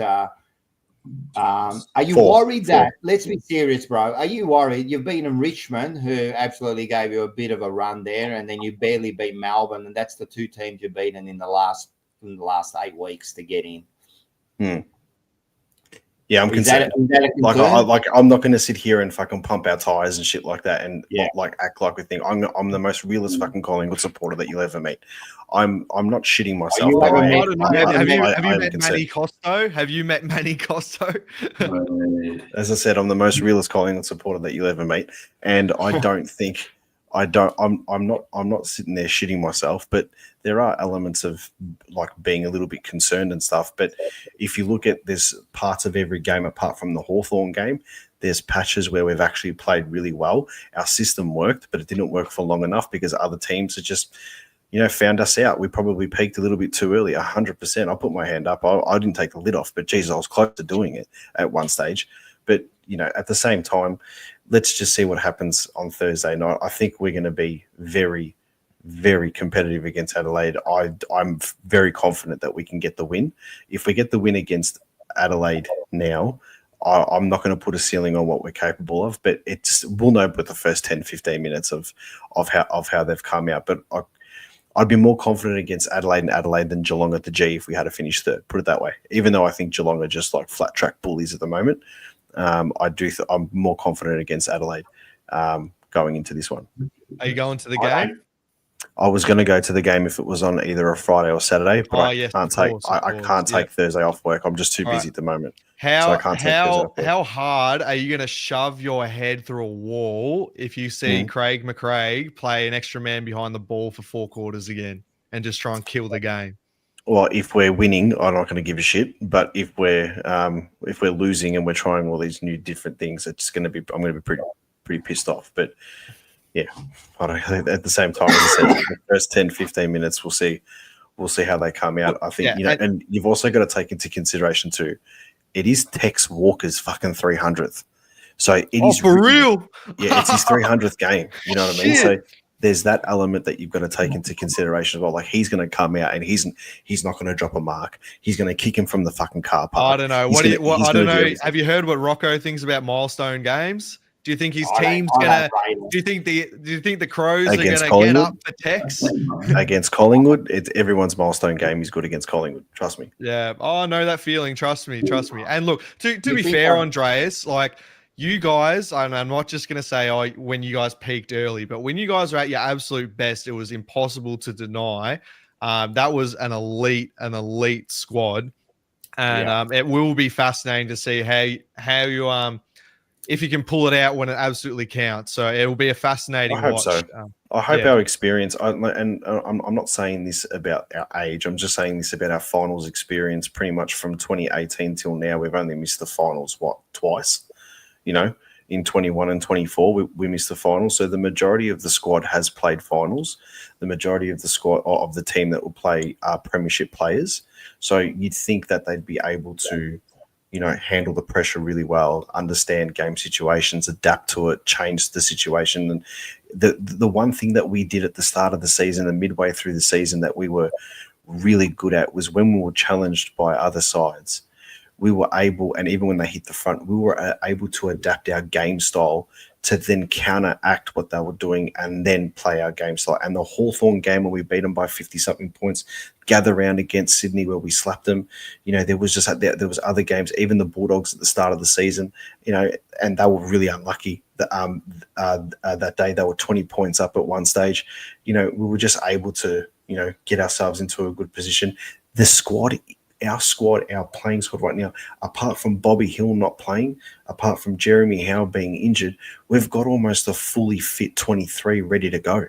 And I've just seen a comment here. Well, fully fit and actually... Bobby Hill, I think, is one of your biggest losses, I'll tell you right now. And yes, for me, but you can see that Howe definitely affects the back line. You got two really good players there, and against Adelaide the other week where we lost to them. If Bobby played that game, I mean, in the forward line, then you could probably add 2 goals into there. If Bobby played against Melbourne last week, you probably add another couple of goals there, or at least a goal. But then just moments in the game, there's impacts. Like for example, Anzac Day, pissing down rain all day. doesn't touch the ball for a half of football in the third quarter, turns it up, kicks one of the goals of the season, only gets minimal touches, but has his moments. The other thing too is we've got to understand is we've got Jordan De Goey now back at full fitness, touch wood, nothing happens, and he's a massive X factor for us. So I'm hoping that he can be the difference. Yeah, well, we hope he can't. He's not the fucking difference. We hope that the difference is going to be about 10 goals to Adelaide. That's what we're all hoping. But it's going to be tough, man. I mean, for you to finish off, go back up there. Adelaide aren't happy to the way you sooked and dobbed the Ranken in. So does that add a bit of spice to the game? Sure. What's that? That adds a bit of spice to the game. Yeah, 50,000. I'm telling you, those 50,000 supporters, that could be one of the most hostile games that Collingwood are going to in many, many years. It's going to, final, Adelaide finish on top, like Ranken doesn't play, preliminary on the line. I think we thrive on that type of stuff. I mean, have you seen our supporters? Are we turning on each other for God's sake? Like, I really don't even think that's going to worry them. Hostile crowd, all this type of stuff. I think if anything, we'll thrive off that, and there's not going to be, it's not going to be 90% to 10% supporters. There's a fair few Collingwood supporters that are going to go up for the game. So I think we're going to have, at least 25, 30% of the crowd is going to go to us. And there's a huge South Australian contingent of Adelaide, South Australian Collingwood supporters that are going to go to the game. So that part I'm not worried about at all.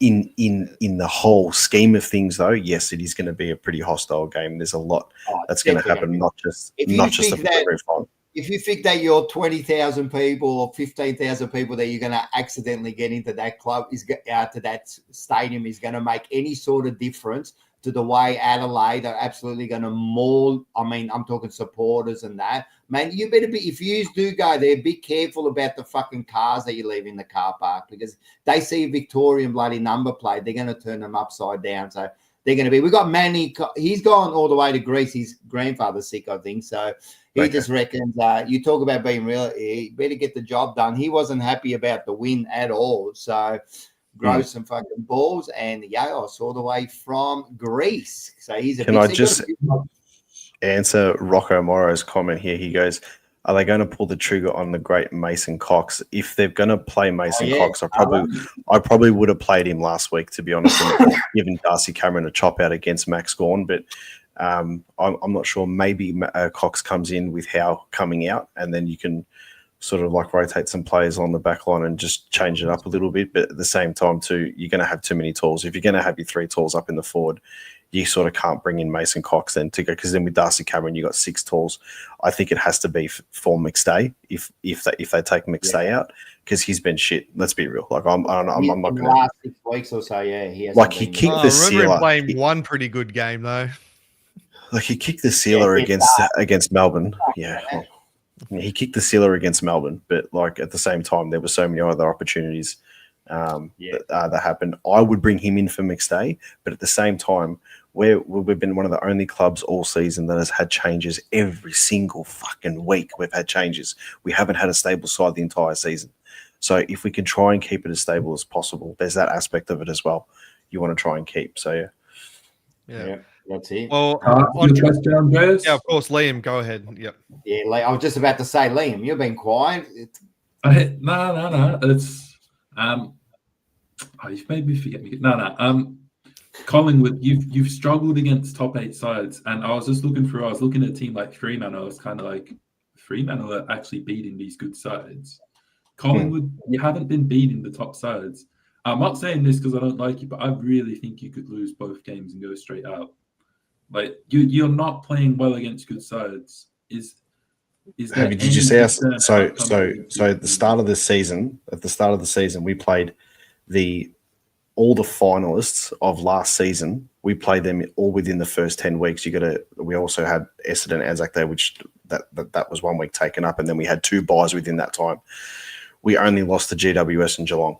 We beat everybody else who made the finals last year. On a serious note, that's at the start of the season. We're talking about the last 2 months, right? So forget about the start of the season, because I'll give you an example. Last year, at the start of the season, man, we were second on the ladder, 6 points clear. you know. And then we almost did what you did. We only beat West Coast and fucking North Melbourne into the run home, and you've only been a thing. So we're talking about the next 8 weeks. All the top sides have all beaten you. What I see with Collingwood at the moment is teams are taking you on now. You even look at Melbourne. Yeah. Melbourne ran circles around you through the centre, man. They're taking you on, and unless you could turn that form around back to when it was at the start of the season, you aren't looking like you're going to beat a top side. Like look with Adelaide, though, we match up really well against Adelaide. So if you look at the Adelaide game in particular, one-on-one contests, we match up really well against them. We beat them by 10 points midway through the season, and then we also only lost to them by 3 points the other week. Against North Melbourne, they got smashed around the contested play, and they allowed 100 points to be kicked against them against North Melbourne. Now, we're much better than them around the contested play, and we're better than Adelaide around the contested ball. The only problem that we've had in the last 8 weeks is when we're able to transition from defence into the forward, our forward 50 entries have been shit. I'm talking like we cannot hit a target going into forward 50. Then there's moments of games. Brisbane in the second quarter, forget Hawthorn. Adelaide for 2.5 quarters. Melbourne first quarter, and then 15 minutes into the last quarter. We just turned it up, right? And we were able to do what we needed to do. We've just got to carry that on. Enough time, bro. And that's our issue. Yeah. So, you know, like if you look at Carlton, in the first 9 weeks, we led every team by halfway through the game. But that means nothing by the end of the game. We just couldn't do it long enough, you know. And you guys, you've been playing a quarter. You're there. I noticed teams, right, aren't scared of you. They keep coming at you. Last year, even at the start of the year, they were finding it hard. Once you got that run, teams weren't going after you anymore. I see. To me, it's mental. That little fear of once Collingwood is a couple of goals down, they'll come back. All these teams have come back. Fremantle, Gold Coast left you goalless for a half of footy. These teams are going after you. I think that fear's gone a little bit, and that's what might cost you. Maybe, but then we could just turn around and turn it up, and then all of a sudden, then you know what? And we could also win the premiership next year. But I'm looking at it. I know you with Buku Kamas, okay. I know you could turn it up. Of course, you could turn it up. Can I just say something on that, though? Are you going to turn it up? Yeah, I hope so.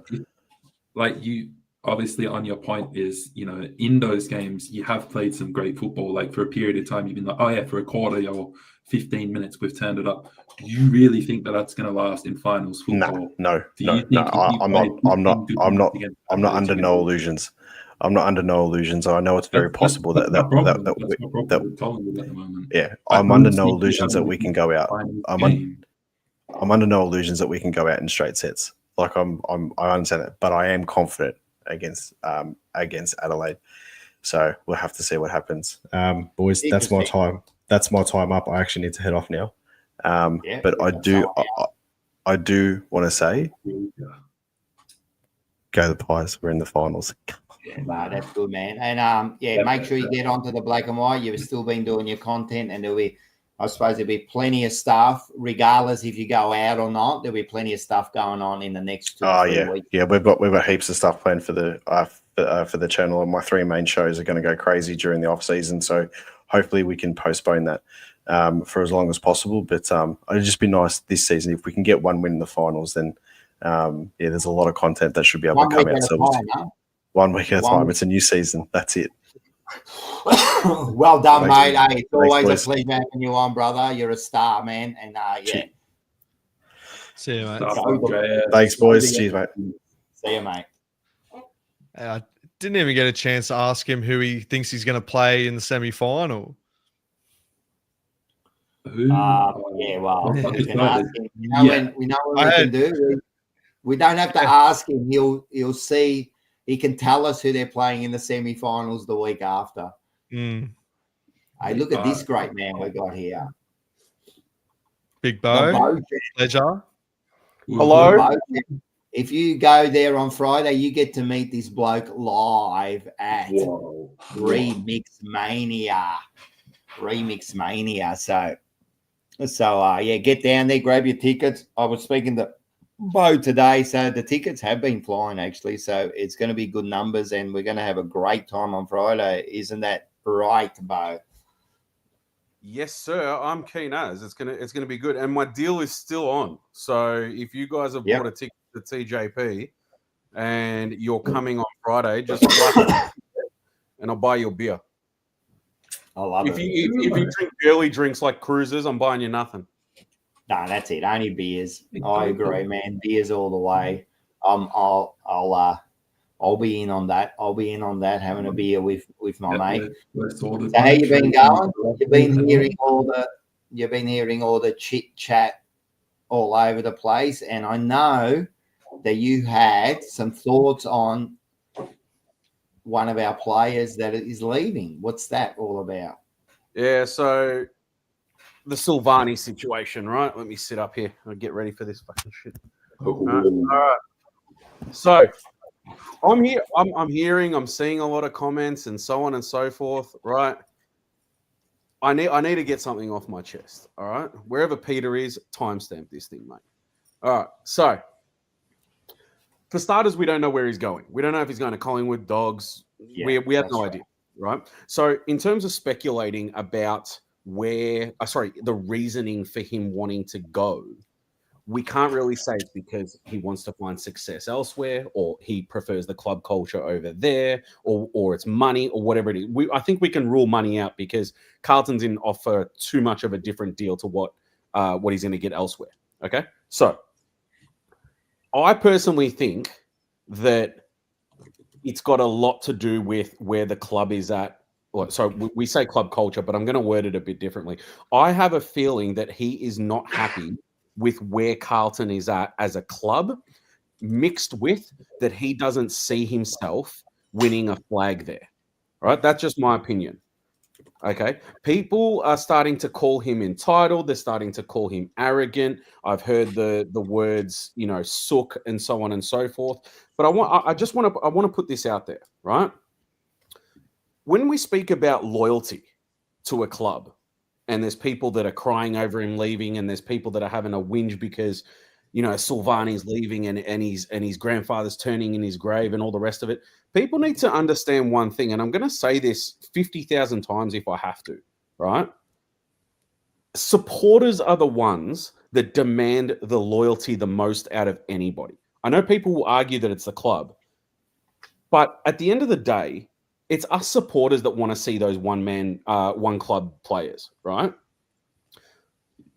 We are the ones that put that pressure on the players to be like, nah, don't go anywhere. Stay with us. You're going to play for Carlton for the rest of your life and so on and so forth. When they sign that contract, they are not expected to be there for life. At the end of the day, it is a job. Okay. And if they have a better opportunity elsewhere because they're unhappy where they're at, how can we blame them for wanting to go and then start calling them entitled and this and that and whatever else? Now, I understand that the club has stuck very, very by him through injuries and everything else. I get that. And the club's done right by him to keep him around through all of that. But in order to sit there and say that he's entitled and he's a sook and so on and so forth, I haven't actually heard a reason, and I'm going to give people the opportunity, obviously, to tell me what they think.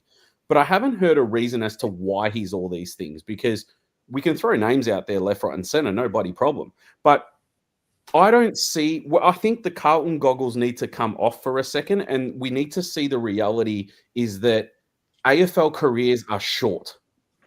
They're not thinking, okay, in 10 years, how many flags am I going to have? I'm going to be so happy after I'm done with AFL. And so, yes, they want to win flags, but they need to look after their pockets, right? They need to look after their families. They need to look after their kids and so on and so forth.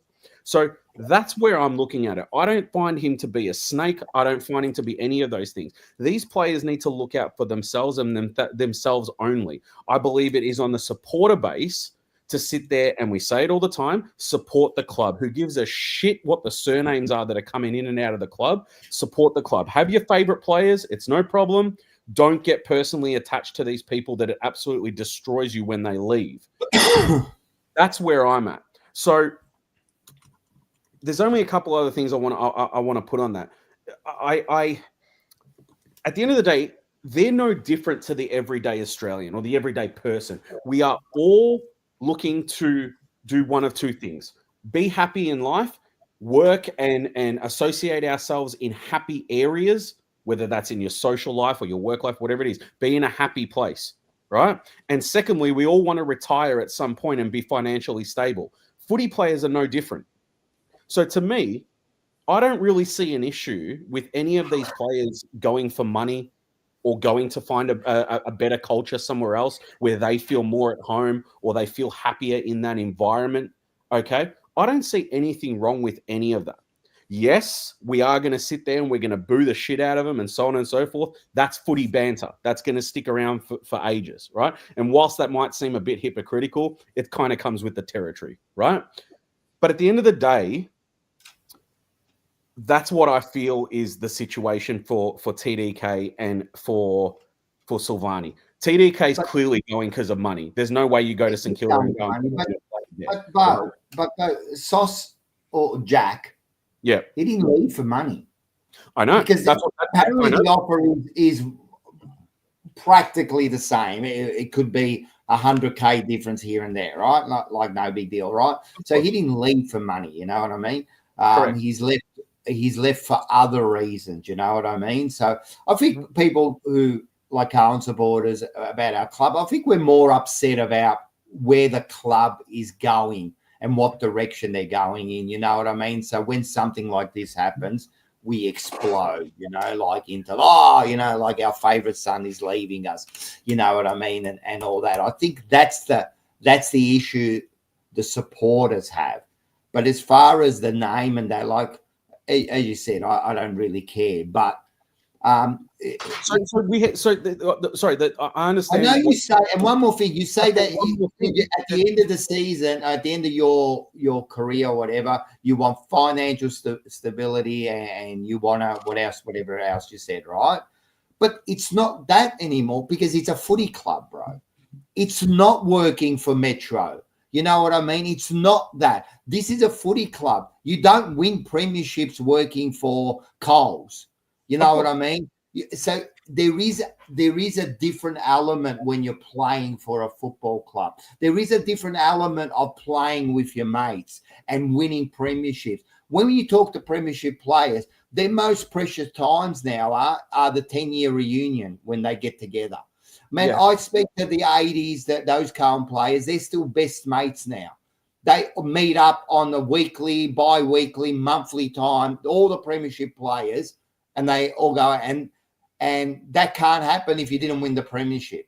You know what I mean? So it's not just financial. I'm on that side of the argument. That's the side I'm on.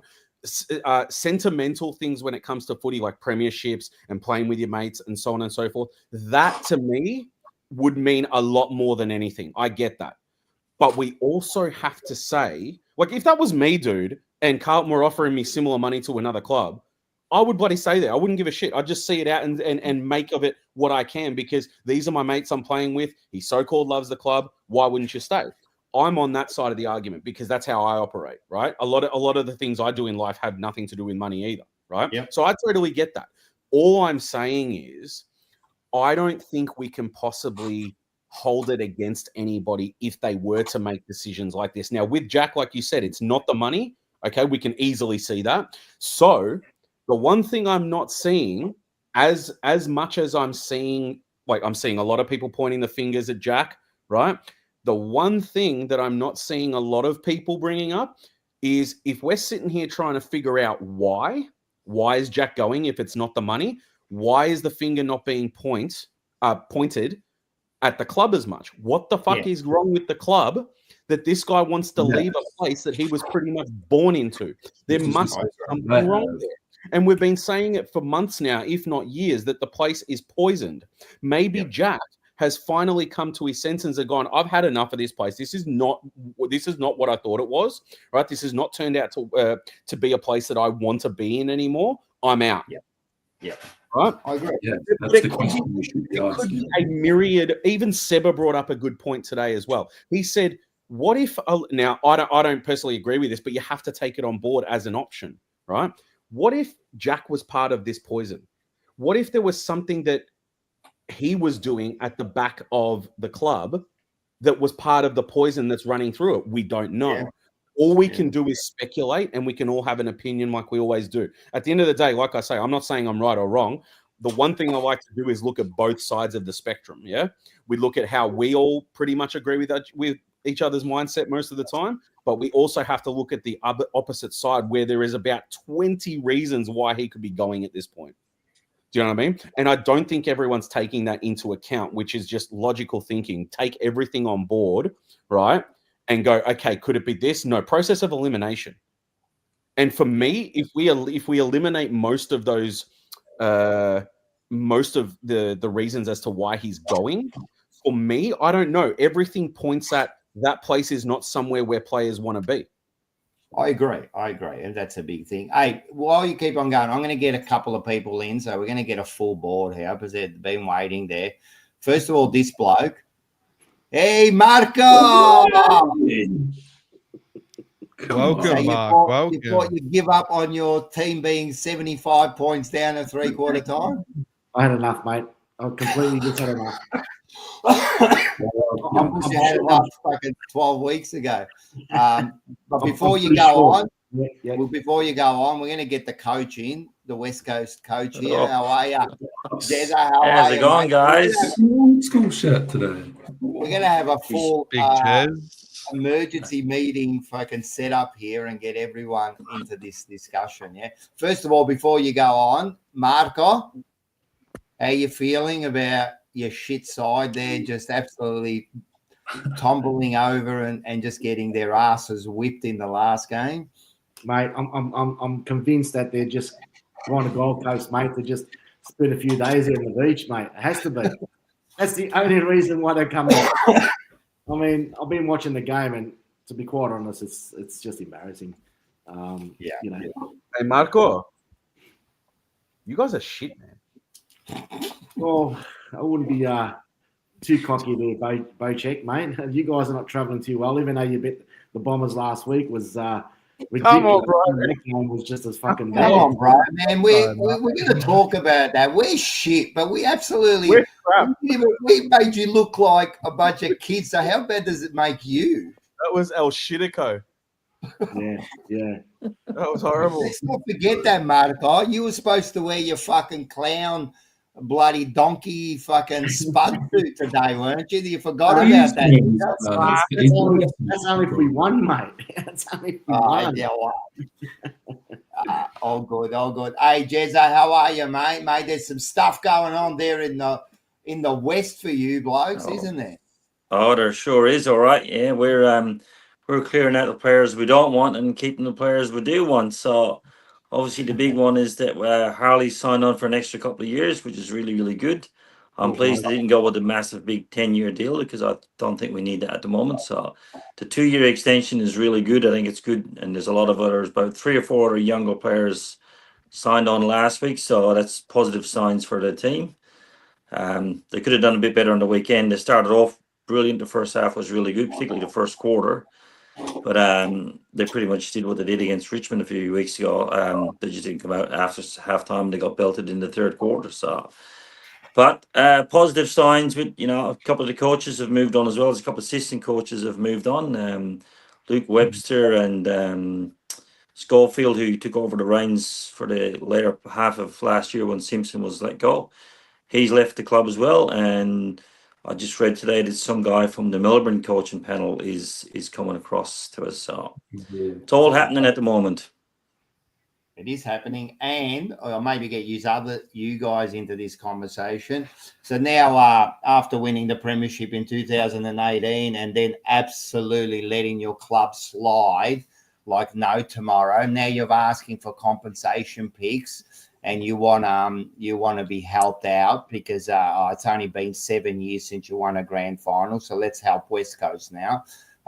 What do you think about that? West Coast sooking along and trying to get this compensation pick now. Well, listen to the Victorians. Jeez. Nah, the problem is, Rock, with the situation, it's an AFL issue. There's the compensation pick is there, and we as a team have played crap for 4 or 5 years. 11 out of 90 games or something like that we've won. So the AFL put it in something in place to say if your team is struggling and down the bottom continually for a long period of time, you can request some help. So they're only asking for what they're entitled to. It doesn't, I mean, people look and think, oh, the Eagles is a rich club. Doesn't matter how rich you are. We're not buying players. It's not the EPL. We don't go out and buy players. So it's there to be used. Why not ask the question? What's the problem? No, there is no. I think it's ridiculous, the compensation pick. I mean, you put yourself in this own hole, in this hole yourself. You know, like the team. And when you say, yeah, what's the money got to do with it? Well, yeah, man, you got plenty of money. You know, your facilities are better than anyone else. You know, you can spend more on. I know there's a soft cap, but you know, you could spend more on coaches, even though you can go over the budget, and you just pay the penalties. You've got plenty of money. You could have got yourself out of this. You guys have failed in the last 7 or 8 years, and now you want a compensation pick. I mean, I don't know. I think it's ridiculous, this compensation pick. And did we ever get one? Did Carlton ever get one? It hasn't been announced yet. They have to assess their unknown rubric and see what the stars say. Father son. That's all. Not a father son picks, yeah. Yeah, well, that one there, hopefully they don't jump on that too quick, and they leave us alone for about a year, so we can get our players, and then they can do whatever they want. But Marco, what do you reckon about? What about you blokes? You blokes should get a compensation pick. Yous are worse than bloody West Coast. Now they're going to get a compensation pick, right? And you're going to get nothing. We get jack shit, mate. We always get jack shit. At the end of the day, like you were saying, Rock, mate, something's gone wrong there at the club because they are a rich club. Go out and buy some players. Why are these other teams going out, recruiting big name players? They've got the funds. I think it's more to do with the recruiting. Something's gone wrong there the last 7 years because, like you were saying, Jezza, West Coast are a powerful club. They've got 40, 50,000, spectators every week going to the game, regardless they're on the top or the bottom. So something's gone wrong there. Compensation for what? What? Because you're on the bottom? It's not. It's a ridiculous statement. But you've got the funds. Go out and purchase. Go and get some players. Go and get Curnow. Go and chase him. You've signed Harley Reid for 2 years. Why don't you sign him for 5 years? Well, Mark, your club scrapes a percentage off of every sale at Marvel at every single game. Why don't you go out and buy some good players? We do, but we end up getting the wrong ones. Doing shield. Scotty hasn't said. We got the wrong ones. We just didn't recruit the right players for our team and the way the team was functioning. So you can spend the dollars, but go and get the right player that's required in your team. That's the key. Because it could be just a waste of money just recruiting a Dylan Shield or something like that, and giving away draft picks for what's he done. So it's all about recruiting, I think, at the end of the day. Well, Jezza, just related to kind of this compensation pick discussion is, well, one of your many compensation picks that are coming your way is from Oscar Allen. And I don't know how big the story is over in the West, but I feel that that's kind of really flown under the radar, as well as a lot of other things going off at West Coast. The fact that your captain, I know it blew up back in March when he was speaking with Sam Mitchell, but the fact that he's left to Brisbane now, it's been confirmed. I don't know why that hasn't been made such a big deal. Oh, look, it has. Reading about it in the papers and reading on the Eagles website and stuff, it hasn't ended well. He feels that the club hasn't supported him enough with the decent contract negotiations. He turned around last week on radio and turned and said, "Oh, the negotiations have failed and dropped and stalled." The coaches come out and said, "Oh, he's a required player."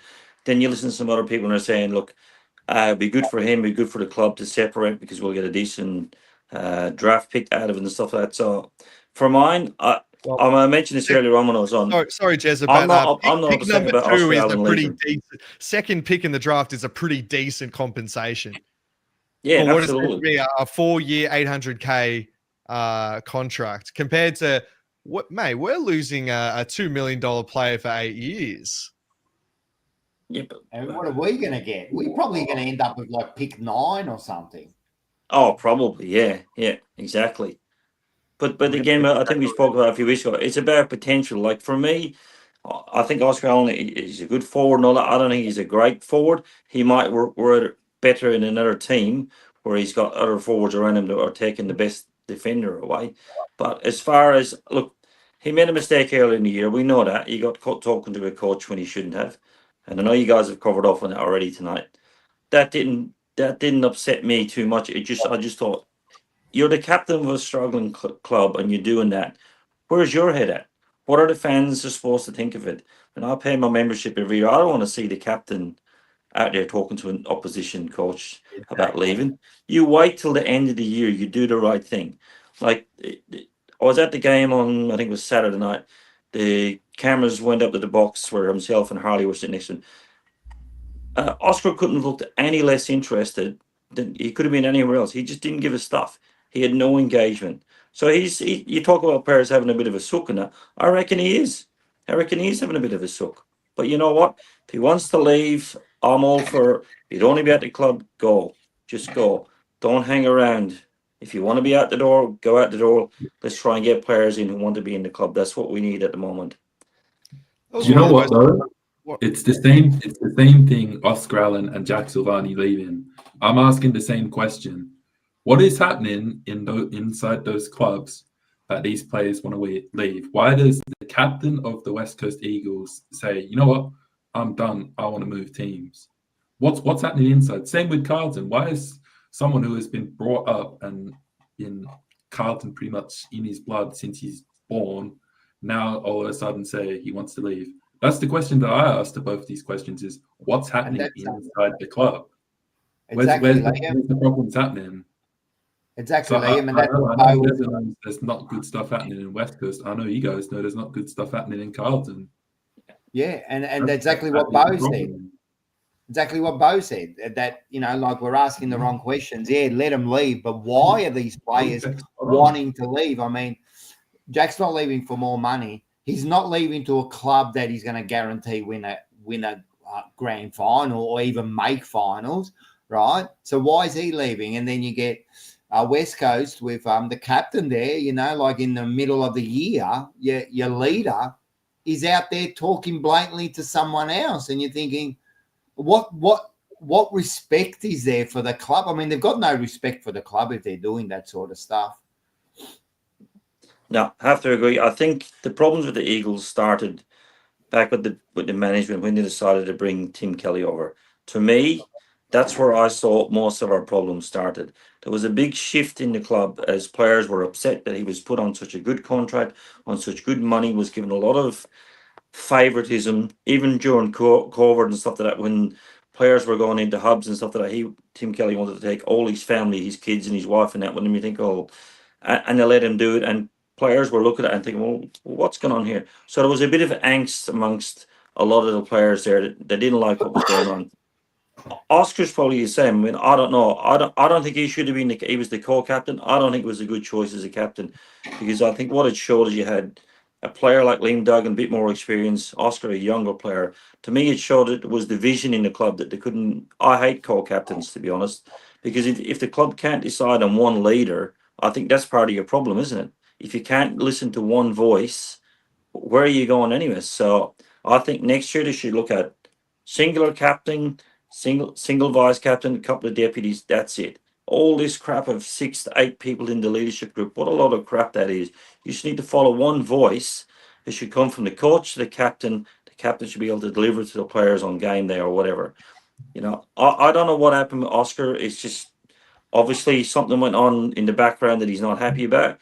He wants out of the club. Maybe he's like, I don't want to waste the next 4 or 5 years here, possibly not playing any or very many finals, certainly won't playing in the grand final. And he's thinking, I don't want to waste my time doing that, so I'm off. And if that's his attitude, what can you do? There's no point in holding a player to ransom because he's not going to perform, is he? He's not going to be happy, so you won't get the best out of him anyways. Yeah. No. Yeah, I was honestly surprised when I found out how young Oscar Allen is. He's only in his mid-20s, like he's only 25 or 26. Is that right? Yeah, something like that. Yeah. I know he looks quite young. like your 40-year-old like high school math teacher, but I would have expected a bit more maturity, especially from somebody who would have accepted the responsibility of being captain. Yeah. Yeah. Well, obviously being caught speaking to an opposition coach was very immature. Now, he's come out and said, "Oh, it was never meant to get out in the public and stuff like that." We're in Perth, mate. There's 2 teams. Someone knows what's going on with both those teams all the time. People are watching everything all the time. So you got to be smarter than that. I mean, that's a really dumb move. I've said it already. Do what you want. It's your business. But I agree with your point before, Rocco. Players and coaches should not be discussing anything. It should be all done. Why do we have player managers then? What's the point? Aren't they supposed to be negotiating with the clubs, not the players? It's the player management whole thing is out of control at the moment as well. I mean, they are forcing clubs into big, long-term deals, huge money for players and stuff like that, and great for players. But how much money are they getting out of it? They get a nice little whack of percentage as well. Of course. You don't think that? I think the clubs need to take back a bit of responsibility and turn around. And I think this is what's happened with Harley. That 3 weeks ago it was 10 years, maybe 11 years, $2 million a year. That's the deal we want, or nothing. Now all of a sudden he's got a 2-year extension. I know it's on pretty good money, but he hasn't got the length of contract that he was looking for. Yeah. So I think the club has gone, you know what? I don't think anyone else is, and the St Kilda player, they got that $2 million and the 2 years. I think that's what the West Coast would have gone to Harley and said, well, you know what, mate? We don't think you're as good as him at the moment, so you're not getting 10 years. So this is what we'll give you. Yeah. So, and that's good, and that's good that they stood their ground there, and that's what I was saying about Carlton. It's time to stand your ground and be ruthless with these players. Don't let them control the narrative here. Don't let them do it. You know what I mean? And I don't care who you are. Like with us, you think about it. And Mark, I'll ask you this, man. Like we got Curnow now on the maybe. There's word about on the move. You know what I mean? Like don't let him. I'm holding his feet to the fire here, man. I'm not letting you bloody dictate the rules here, man. If you want to go, man, off you go, man. And I need a decision now. I'm not waiting for you to decide. Like, I don't really care. You know what? There's another Curnow around the corner, mate. There's another Curnow. And I know you've got your ruckman, haven't you, he's leaving. He might be leaving. Not that he's a Curnow, but he could be a future star, that bloke, and you're in the same position. If you want to go, man, off you go. I don't want to know anymore. But you've still got to look at the club. Now Essendon have actually offered Sam Draper the 5 years. So we offered 4 years. Other clubs were giving him 5. So if you want to keep the player, right, and you want him in your team, then you offer the same. So now they're offering Sam Draper 5 years, and then you put that on the table and say, well, is it money now, or is it because you just want to move on to another club? So if why didn't you offer TDK? Why didn't Carlton offer that? What they haven't got in the cap, or? Well, because he's not worth it. He's not worth it. Okay, well then obviously he's not worth it. He's going to go somewhere else where he feels potentially. But that's what I mean. Is there any player that's worth 1.8 million? I don't think at the moment. Well, a year. Yeah. Well, that St Kilda player is getting $2 million a year. But is he worth $2 million? Is he worth $2 million? That's the key, right? Well, they're paying him $2 million a year. It doesn't mean he's worth. So he must be worth $2 million then. Well, what does the current offer him 1.8 million? Because why? He's not worth it. Is that right? Do you think that a player even if we could afford it, it's probably $1.8 million, someone like TDK? So you're trying to say TDK is the best player in the competition at the moment? No, he's not. He's your ruckman. Right. He's been there for 10 years.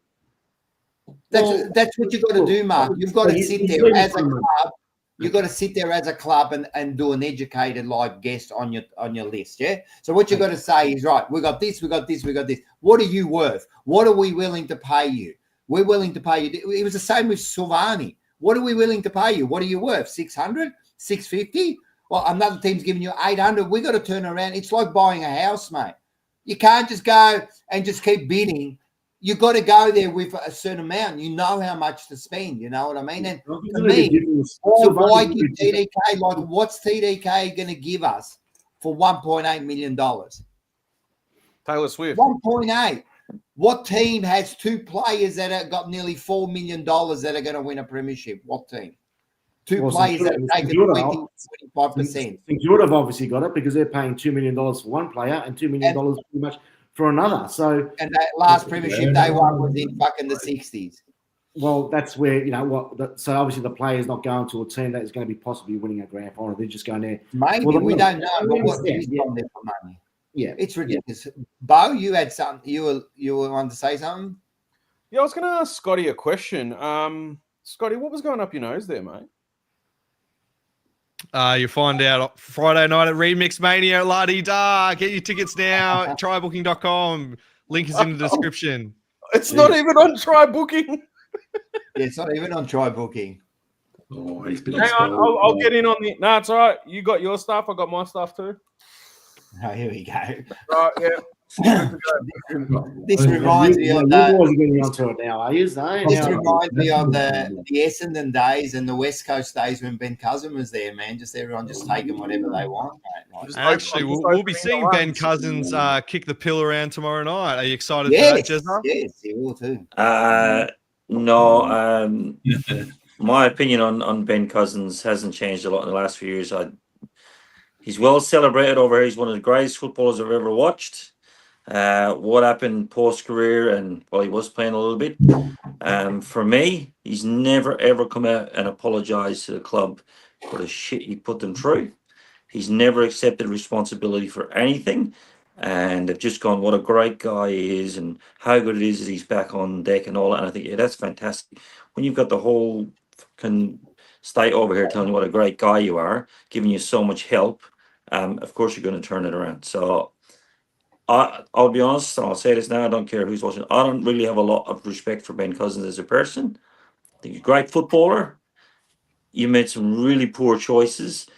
Yeah, you paid the ultimate price for not being a premiership captain, but I don't think you need to be celebrated the way you are until you actually come out and accept what you did was really, really bad. And I'll give you an example. I was watching his interview when all that happened with my 11 or 12-year-old son, and he asked me, he said, how come he's so good if he does what he does? And how are you supposed to answer that? You can't answer that because there is no answer for it. That's like Snoop Dogg. I really have a problem with the way he is looked at the moment. I know people think, oh, it's great. He's I've got a question for yes, you. he has. But sorry, mate. I've got a question for you. Do you believe that he should have had his Brownlow medal removed? No, I don't think so. No. Okay. No. So Joe Watson. I know you're probably asking that because of Joe Watson, and to be honest with you, I thought that was wrong as well. I didn't think that needed to happen because statistically, in the year that Joe Watson won the Brownlow, he had a really, really good year. He had a really good year. His stats were perfect. So I thought that was an overreaction by the AFL, to be honest. And Joe Watson, I think, I've seen him being interviewed many, many times, and I think he's a really good guy. Yeah, that was wrong. I didn't think they needed to do that. I mean, what Essendon done, yeah, they done it. They made a mistake. If you want to know who I'm really pissed off at Essendon over that whole saga, it's James Hird. Yeah. And I know you've mentioned a couple of times that you'd like to see. He's another one. He's never, ever accepted any level of responsibility. He was the senior coach at the time, and he's never said, this happened under my watch, I'm responsible. He pointed the blame everywhere. I think the only person in the coaching panel who took any responsibility was Bomber Thompson, and he's stuffed up his life pretty much after that as well. So, again, great players made some really poor decisions. You got to take responsibility depending on the position you're in. So, Fucking Jezza goes bang, mate, and he just fucking goes bang, and he just talks the truth there. I like that. I was do just like thinking, it. Rocco, while Yeah. we've got the emergency meeting panel here, there's 5 out of 6 of us here that support a club that do not have an All-Australian nominee in the squad, and one bum from Richmond does not deserve it one bit. Check this out, fellas. The All-Australian squad, there's 4 clubs that haven't even made a single player in the squad. And there's one fraud up there that sticks out like a sore thumb from Richmond. Now, Liam, I know I you're... will not have a bad word about him. No way. Nick Vlock. Of course, you'd never have a bad word about Vlosten, Liam, but why don't you try? I'm not going to. Look, I'll be realistic here. Right? Obviously, I'm going to be biased because he's a player on my team. I watch him week in, week out. He's a gun. He literally wins games for us. His work in defense is just as good as any of those names up there. I'm not just saying that. He gets across. He impacts in the air. He uses the ball well out of the back. He is a leader for our back line. I'm looking at other names down there. Like, I think someone posted a team the other day, and they had Bailey Dale in his spot down in the back pocket, and they kind of called him out. They're like, he's a downhill skier. He's good when everyone in his team is good. Boston's good when we're winning, and he makes a difference when we win. But even when we're struggling, he still turns up and puts in a great effort. He's consistent, and he's deserved this. I know it's obviously harder this year because of our ladder positioning. It's hard to say, oh, we're going to put a defender in from a team that's finished 17th. But surely the impact that he has specifically for our team, he'll probably win our BNF this year. For me, he's earned his spot in the All-Australian, and you can't change my mind. Can I say this All-Australian team is probably the first one that I've seen in a long time where I don't look at it and go, "Are you kidding me?" Well, I actually look at that and go, "No, that seems pretty spot on." And I'm going to agree with Liam on this. I think Vlosten deserves to be. He won't make the final team, right? But I think he might. Who's taking his spot? No. I'm saying I don't think they'll put him in there. They'll do something with him. But I'm just saying I don't think when they're selecting the final team that they won't put him in there. I don't think they will. But I don't see how he doesn't get named. I think he's had a really, really good season. If you're looking at the other defenders there, you tell me who's taking his spot. I don't see who's taking on my screen. Hang on. There we go. All right, hang on, wait. Sam Collins. Bro, there's plenty.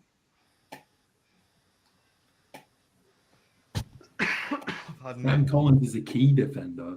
See, he can take. Doesn't matter. Yeah, dude. When they select the team, they don't care about that shit. No, I think it should matter. Like I hate it when they put like midfielders as half. I agree. Stupid. Look, I was really just trying to stir you up there, Liam. Though, but you're an immovable object. You're like Nick Vlosten down there in the back line, mate. I just can't get anything past you, mate. No. What I really want to know though is Mark. Who do you think got cheated out of all Australian selection from Essendon? Oh, I think, look, maybe Zach Merritt was a bit stiff, even on the bench. I think he's played a really good, consistent year. So, yeah, a little bit disappointed, at least not even being nominated in the squad. Even with Carlton, I would have thought at least one player. No. I mean, if you're going to put Vlosten as for Richmond, you could have at least thrown one or two Carlton players and an Essendon player in there as well. There's only one Carlton player maybe who could have been named, and that was Hewitt. That's it. I mean, who's he going to replace? Yeah, and that's the thing. That's the thing.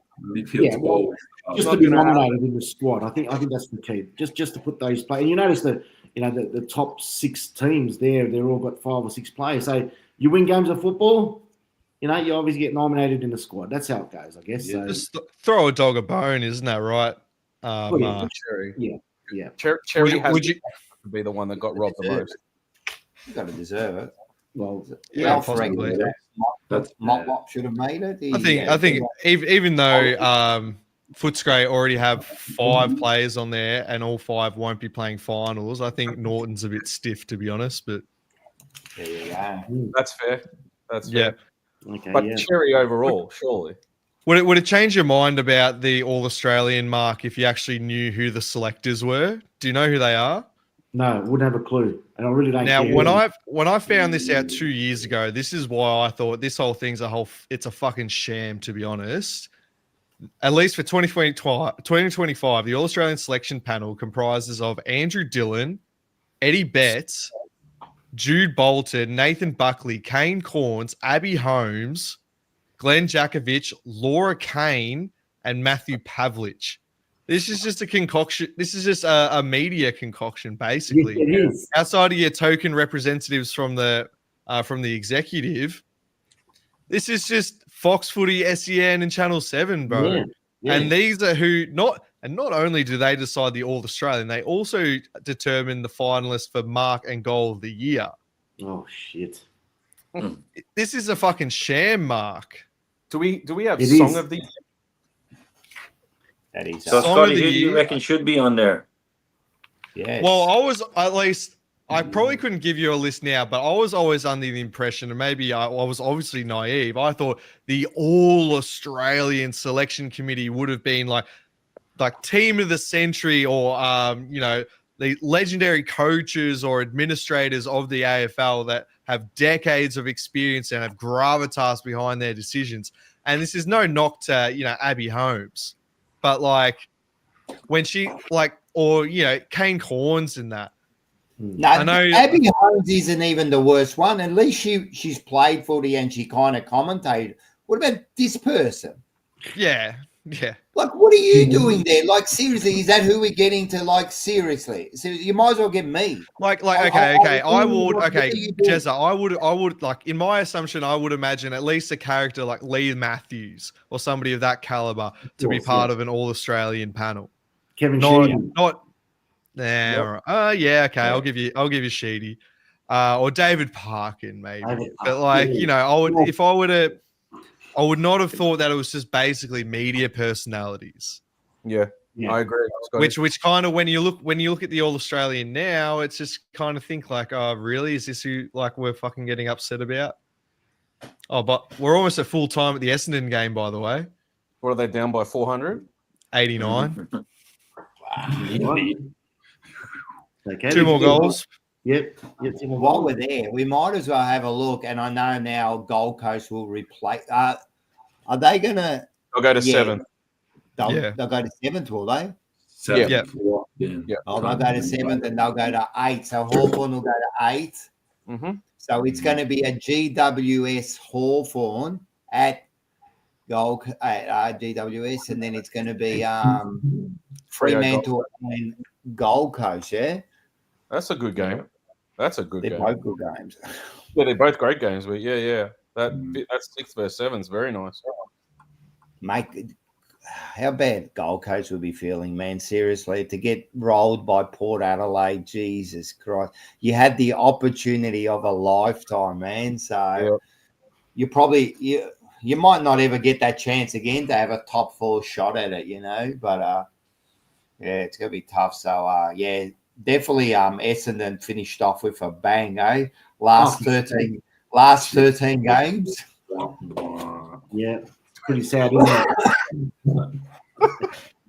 Last 13 games, that was So a we great. get a couple of draft picks now, mate. We get what is it? 4th and 5th, which is a bit of ammunition there for us, mate. West just pushing us down the order, mate. Yeah, and after Sorry, academies guys. and father sons, that's really going to turn to probably about pick 18. Yeah, I know. There's a few father sons. Plus, we got our compo picks you got to squeeze in, Mark. Yeah, that's Yeah. right. We're And then you got struggling. West Coast compo picks they're going to put in before. You'll probably end up with pick 12 out of those picks that you just said. Yeah, so You'll be all right, Mark, because you get all those injured players that will come back. You'll have about 6 or 7 new recruits that actually get experienced players. So you guys might not be as bad as people think. If you can get them all on the park, that is. The only headache for Essendon, though, Mark, is that you've had to extend your squad by so much. Well, you picked up 5 or 6 players just in the mid-season draft itself. Like, who do you actually hold on to next year? Is there anyone that stood out for you, Mark? Look, I think, those players that do get injured, the thing is that if they continuously get injured next year, is it worth keeping those players? If they're injury prone, trade them. You can't keep going. We hope they all play together and they're all injury free. Obviously, it's been a disastrous year for injuries for us, and we're still getting them now up until tonight's game. But if they continue to be injury prone, then this is where it comes down to the club again, making those decisions to say, it's not going to work. Move on, trade them, get some value for them while you can, and these days you can get anything. A pick 18, pick 19, pick 20, that could be a gun of a player for your club. So, you get those cards. So, although we're right, 4 and 5, but that doesn't necessarily mean anything to me, really, too. You're right, because we had to make that kind of decision last year where we had Martin and all those sort of players that we decided to move on. And now Martin is going to be playing in a final series. But, so you do have to make those decisions of which players are worth keeping. They might have talent, but if they keep breaking down, is it worth it? It just ends up bloody hurting your side, man. If you got players that just keep – man, you want players who are reliable and consistent. That's all you want, man. You want reliable and consistent. And if you can get that, you just never know. You just never know. But one thing is for certain – you won't make finals again next year, so that's another 365 days for you, Mark. We'll be right, mate. We'll be right next year. I think we'll be okay next year. If we can keep those young kids continuously playing next year, and there's some couple of guns out there, Kayo and Caddy and Clark and Roberts, if they continuously play every game next year with some seniors coming back and without injuries, I think we'll fight for the finals next year. Mark my words, I think we'll fight for the finals next year. You say that every year, so I can't trust you anymore. You've said that for 3 years, man. I remember you saying 2 years ago, the team that's in the top 4 has never missed the finals at the end, and you missed the finals. So you've worked out every single way to miss the finals, and I think you'll find a way next year too, man. I'll give you a question. If you don't make finals, is it time to go for your coach? I think they're looking at maybe getting Ken Hinkley at the Bombers next year. So, worst comes to worst, you just don't know, do you? Really, you just don't know. I hope so, because they're talking about him coming to Carlton as some sort of form, and I do not want that. You don't want him over there? We're having a look at him. We'll take Ken. There's also talks that he might stay at Port. That he might do some kind of mentoring role there. Well, that's pretty stupid, isn't it? Yeah. Well, it might be away from the coaching side of it. It might be something in the admin side of it. Yeah, but don't you have to kind of they've been okay, but don't you have to kind of just move on? Just move on. Yeah. Why would you keep him there? How is that? You don't want his influence. You want a fresh start, mate. I don't know. That'd be weird for me. But these succession plans, who knows? Yeah. They won the game the other night. I don't think if Kenny it was his last game or if it wasn't Boak's last game, they might not be able to get the emotion up to win that game. So they did. So whatever. Yeah. That's it. All right. What a discussion. Is there anything else you want to bring up before we go into... I've got one more. Yeah, go. It's just something minor. I could be over-analysing it a little bit, but it is what it is. Did you guys see the post that Ben Silvagni put up on his story? No. So when the news broke about Silvagni, right, or it might have been after... Now, don't quote me on this. It was either when it was... broken that he's going, or it was just before when they did that little thing outside the ground when the journos were outside the ground at his car. I'm not sure when it was, right? But Ben Silvagni put up a thing on his story and he's got his Carlton shorts on, and he's kind of like, you know, just kind of moved it so the camera can see it like on his quad, and it says the prodigal son returns. Now, I know, like, just to the naked eye, that just looks like, oh, the prodigal son returns, like he's wearing his Carlton shorts again, right? But he played resis for Collingwood, right? So is that like a little hint at something to do with Jack, as in like prodigal son returns to Collingwood, sort of like just as a stab at the Carlton community? Or am I reading too much into it? Scotty, what do you reckon? I know. The only thing I know that loser's done is that the second that the talk about his brother started, he had to try to make a name for himself by changing his Twitter profile to like him and his Collingwood gear, but that's about it. Who gives a fuck? Yeah, no. I don't give a fuck. Just like his brother, if his name was Ben Tompkins, no one will give a fuck about him. Of course, but do you, like, just for the sake of conversation, that's why I thought, am I looking into that, trying to send a hint here that he's going Collingwood, or what? Could just be anything. Could just be trolling. Could just be reading, seeing what you want to see, kind of thing. Or could he be? Was he wearing the Carlton? Was he wearing the Carlton? The actual. You could be taking him literally as in saying, "Oh, he's going to be playing Carlton resis." Yeah, no. I didn't think that. Ben Silvagni at Carlton next year.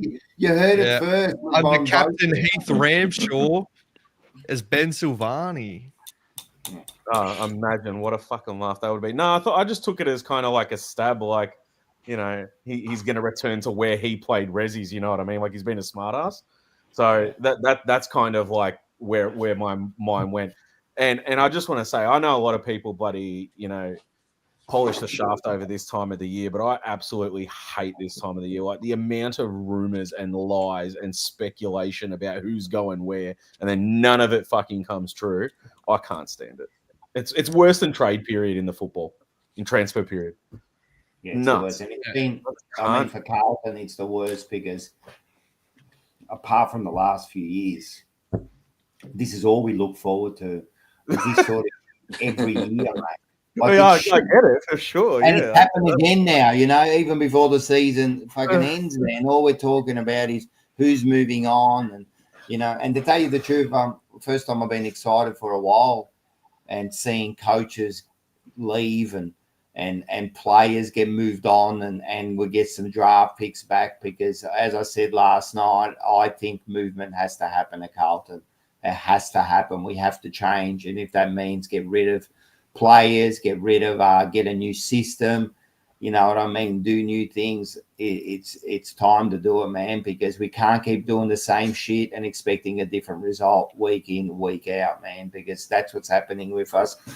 And this is why I believe that if one of the big boys have to go, I think it could be one of the best things that happened to us, by getting rid of one of the big boys and changing the whole way we play, you know, get a dynamic fucking midfielder in there, get a small forward, you know what I mean, and just change the way we play the game, because what we've been doing, let's be serious, they've been there since 2015. What have we done? I mean, you guys said the other day, well, I don't want to harp on it for too long, but I'm just saying, you guys said the other day on Tuesday, or last night, sorry, you know, the whole talk about this isn't a plan for Voss. What's about to happen now is not a plan for Voss. So after 2026, we have to see who we're getting in. So for me, I'm just writing off 26 from now. Could possibly be, and I think they might be writing off 26 for now if you really look deep into it. It's a setup module. Well, yeah, I believe that they've given up too, because if they were speaking to other coaches before they decided to stick with Voss, I mean, that's like looking out there, seeing what's good, and then deciding we'll stick with it. And they've got maybe a 2 or 3 year plan ahead of them, because seriously, what do we need to do next year to really be competitors next year? Like, a lot has to be done, a lot. I don't buy into that whole it can turn around quickly thing. I'm sorry, not in the position we're in. I don't see that. No, but it can, Bo, but not in a year. I mean, when I say quickly, that's what I'm saying. Yeah, that's what I'm saying. 3 years is quickly for me. You know what I mean? Well, it's not going to. It's not going to turn. And, people talk about Adelaide. Oh, they finished bottom four. Now they're top four and all that. But I don't know, man. Like they look like they were building, even though they were finishing last. I don't know. They look different to us, So, but it is a big climb for them. Fucking hell. Yeah. From the best you can ask for is just a return to the mean, which under Voss until this year was an average of 13 wins per season, which was what the talent on our list would naturally get you. So that's right. So now when you look at it, and this year we went to like 9 wins. Like, how do we get? And there was 15 wins to make the finals this year, or 16 wins. So what do we need to do to get another? Well, from this year, really another 5 or 6 wins. Like, what do you need to do to get another 5 or 6 wins? That's the way you got to look at it. And to me, there's a lot of work there to be done. Yeah, I know. You guys. I know you guys said that you feel like it's not a Voss thing going forward, but I did say about a month ago on this same show, I feel like they're gonna keep this bastard for 2-3 years. Nah, they won't keep it for 2-3 years, man. You're roached, man. Something you've been like definitely sucking too much stuff there, man. What's wrong with you? At the end of the day, if they're 2 and 6 at the start of the year, man, that bloke's gone. That bloke's gone, man. There's no way you could keep him if we're 2 and 6 or 2 and 7 or by the halfway mark. We've got no chance of making finals. What, you think they're going to re-sign him? No. I just seriously now. Here's my point of view, just real quick. I don't think we're going to bomb out that bad next season. I don't think it's going to be a 0-4 start and all the rest of it and blah blah blah. Right? I truly think he's going to do enough next season for them to be like, we keep him around for this plan. Well, it sounds cooked. I don't want that to happen. It sounds cooked, but I reckon. Then what's enough for them to keep him? To keep him? Yeah. 9 or 10 wins. Nah, no chance. I think they're stupid enough to do that. Nah, no chance, man. No way. If we're thinking that Wright is starting to do some big moves, and he's already by getting rid of coaches and he's making moves on players and that, he can't be thinking that 8, 9, even 10. If you're not making finals, that's a minimum. Or else, I would tell Voss now, if you don't make finals, you better start looking for a new job. I'm telling you right now. I hope. Can I ask a question then? On that note, if Voss was backed by Graham Wright, to stay, and he's now working around him, so he's going to go get assistants and he's going to bring different players in and so on and so forth. So we can see that he's already made moves straight away on the coaches, right? Line coaches, right? Yeah. But he kept Voss. Does that not mean something? Does that not tell you that maybe he's gonna back this guy until he literally? All right, he can back this guy if that's what you want to do. If you want to back this guy, you back this guy, right? The one thing I've always said about Voss and everyone else is you've got to back yourself. Graham Wright has to back himself. If he's the one taking control and he wants Voss and he thinks he's the man, which I doubt it because he never thought he was the man. He had a year anyway, so yeah. He's talking to other coaches, so he can't think he's the man. But let's say he does. There's still got to be next year. There has to be targets. Like, all right, I turn to you and I go, Bocek, you're the man for next year, right? But you have to hit these targets. KPIs. If you don't hit these targets, you're not the man anymore, man. Like, I'll back you, and I'm not saying you've got to make top 4 or anything, but let's say there is a winning. Let's say it is 12, 13, 14 wins, whatever it is. Yeah. But you have to hit that. But right? what if, can I ask a question? What if, so that was those KPIs that I was telling you about. Exactly. Right? So what if this whole test season for 2026 in preparation for the second and third year out of a three-year plan, let's say, what if that includes Voss and they're going to go easy on Voss while they ease into that plan? We don't even know if that's the case either. You still have KPIs, man. We don't know. No, but they have to. but we don't know if that. they don't, what are we doing? So you got no. So you just go in. What you're going in next year with nothing? Like let's just go next year and see what happens. So that's what I'm saying. It sounds so deranged. And look, I'm probably wrong, right? But I'm just putting it out there. Can't be. We can't be that dumb. What if they have said, right, we're going to back you in? Okay, now the flip side of this is when they say, okay, we've come out and just said that he's going to coach us into 2026, but we haven't re-signed him, right? What happens if the plan is for 2026 for them to replace the coaches, get the players in, see the players out the door that don't want to be there, and so on and so forth, and everything builds around Voss, and they say, we'll give you 2026 to get this team together. Don't worry about playing finals. Don't worry about improving. Don't worry about records, anything like that. Just get the team right throughout this season so that we're good for 2 and 3. It can't be. I know. Can I jump in as a non-Carlton fan, because you guys are obviously more invested than I am. I think Graham White, obviously, when he's come in, he says that we're going to back the coach in, because if you lose your coach and you lose some of your key players, what coach are you going to attract to your team? Because you're going to think, well, they're 4 or 5 years away from being anything. So let's keep one bit of stability in the. All right, we're going to lose some players. That's fine. We know they don't want to be here. Let them go. We'll keep the coach. I agree with Rocco. I think it's finals or bust for Voss next year. If he doesn't make finals, and if it gets halfway through the season and it looks like you're not making finals, I don't think he will see out his contract. Exactly right. You can't. And the other thing is, as you said, there still has to be KPIs. There has to be, like, I might say, all right, next year might not be the year. We're a 2-3 year plan, right?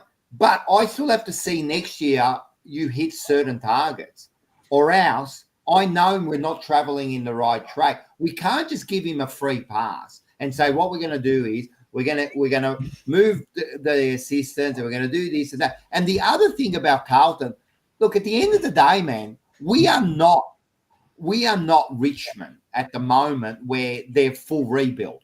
No, there's still a side there that should be capable of making an 8. Right? So we can't be a side that all of a sudden you go, next year's just a throwaway year.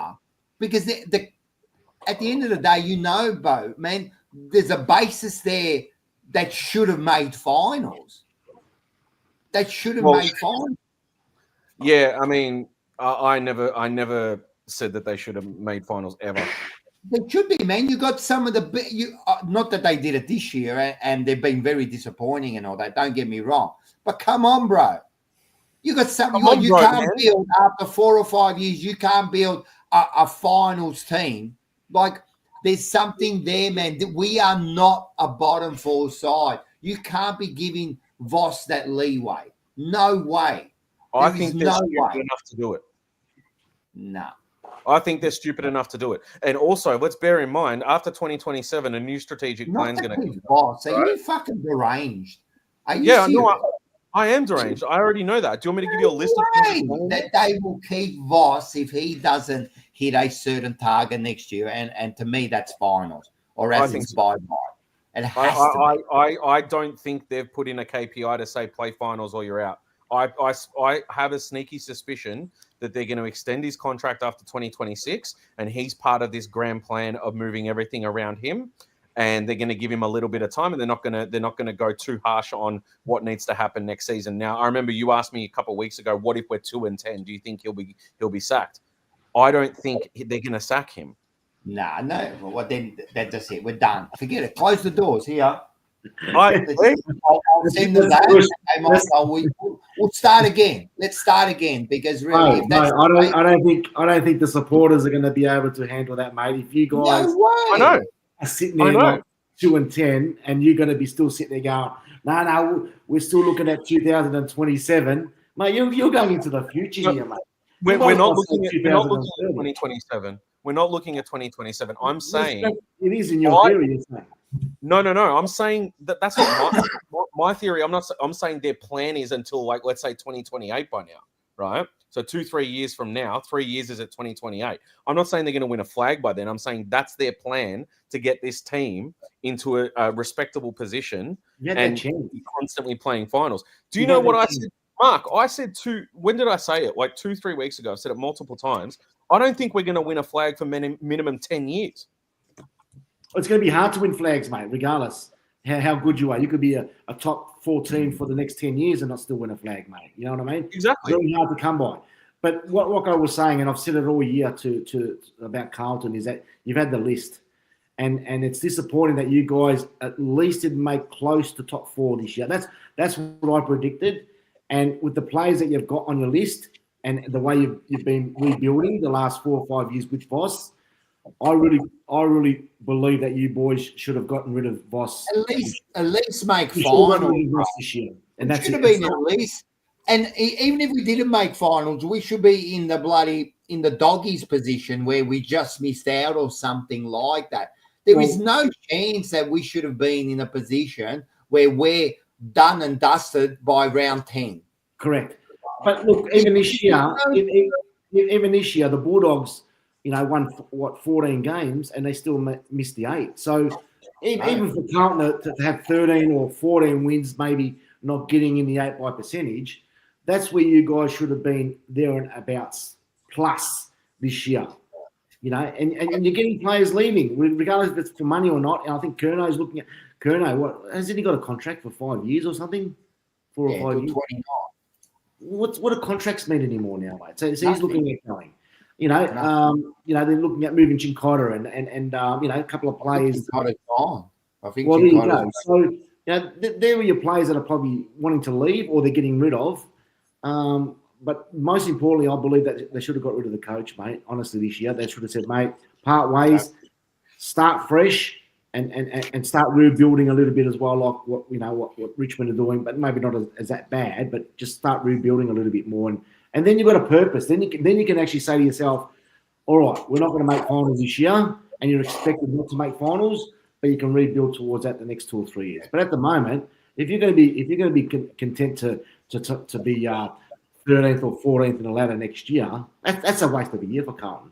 It'll be a wasted year, nevertheless. But as far as the coach goes, there's got to be he's got to hit something next year. We can't just let him go through the year and just go. This isn't Bolton days. Can I ask something? Scotty, Rocco. Oh, Rocco, you had us in finals. Scotty, did you have us in finals this season? Absolutely. That was the expectation. Yeah. Oh, then maybe I'm just a freaking negative bastard because I had us at 12th. Yeah, and look, that was a fair enough assessment. A lot of people had that going into the year, and you could very easily have made that case. But when you look at it, and I know we finished badly last year, but last year was like, I still blame injuries, not for the overall, but, the injuries didn't help us last year. But in the last few years, and even the year before, we were winning 12, 13 games. We just missed out in 22. We make it in 23. We made it last year. What? How the fuck do you go? We go to 12th then? I mean, that's not natural progression. So you must have seen something that none of us saw, or only a few of us saw, because I really thought, yeah, you know what I mean? Like, if with this natural progression, we should be making finals and again trying to hit that top 4 again, but it didn't work like that, and it looks like we're going backwards. Can I tell you how I did it, Rocco? How? The Pepsi Max. It's the Crystal Pepsi, mate. That's what's going on. Anyway, listen, man, it's going to be an interesting thing. We'll just get we're coming up to the end. We didn't even do any of the games. I think they really don't matter, and that we got finals coming up, so that's all that matters, and none of us will be there. So we're pretty much used to that, man. Just watch other teams. I mean, all I'm hoping for is one team not to win it. I don't even care who wins it, as long as this one team doesn't win it. And people might say that's petty and that, but that's the way I am, man. One team doesn't win it, and I'm as happy as Larry, mate. I don't give a shit who it is, man. I don't care if it's Adelaide. Actually, who's the furthest? Fremantle. I hope Fremantle win it. The team that's furthest away from me. Like, just get away. But I know that Jezza just almost spewed in his mouth there, that when I said. Oh, jeez. No way. But what? Let's go early predictions into these finals. We might as well do a bit of that. Let's go. The first final, or I don't know what's the first final, but the first one, Adelaide Collingwood. And let's not be because of the hatred of Collingwood. What's everyone think's going to happen there? Adelaide, clearly. Yeah, I think Adelaide. Yeah, I don't think Collingwood have got a chance, and I know that Black and White was being optimistic and that and saying I forgot to ask him when he said that he really believes he's going to beat him. I wanted to know where he was going to beat him. Like I just don't get it. Like they almost got smashed. It was pissing down that hard, and they still couldn't win the game. So and now they haven't got Howell again, which is huge for them, but. Yeah, and the Crows found out far more about the Pies than the other way around. Yeah, 100%. And I'm telling you that bit about them being big fucking sooks and dobbing in another player. Oh man, to me, that's you're maybe like me, Jezza, man. I come and Mark too. I'm old school, man. Just man, I would have kept honor on the field, man. I would not have I would have taken it and not said anything, but. Anyway, maybe I'm from a different world. So I reckon that's going to make a huge difference. Adelaide's going to go fuming, and that crowd, he thinks that, we're going to get a Collingwood crowd there. Yeah, all right. Wait till they turn your cars over, burn your cars. I know there's a Centrelink in every city, mate, but they're not going to be able to outnumber him there. Bobby Hill playing? Is it Bobby Hill playing? He won't play another game for Collingwood. He won't play another game, and then you got Howell, who's huge for them.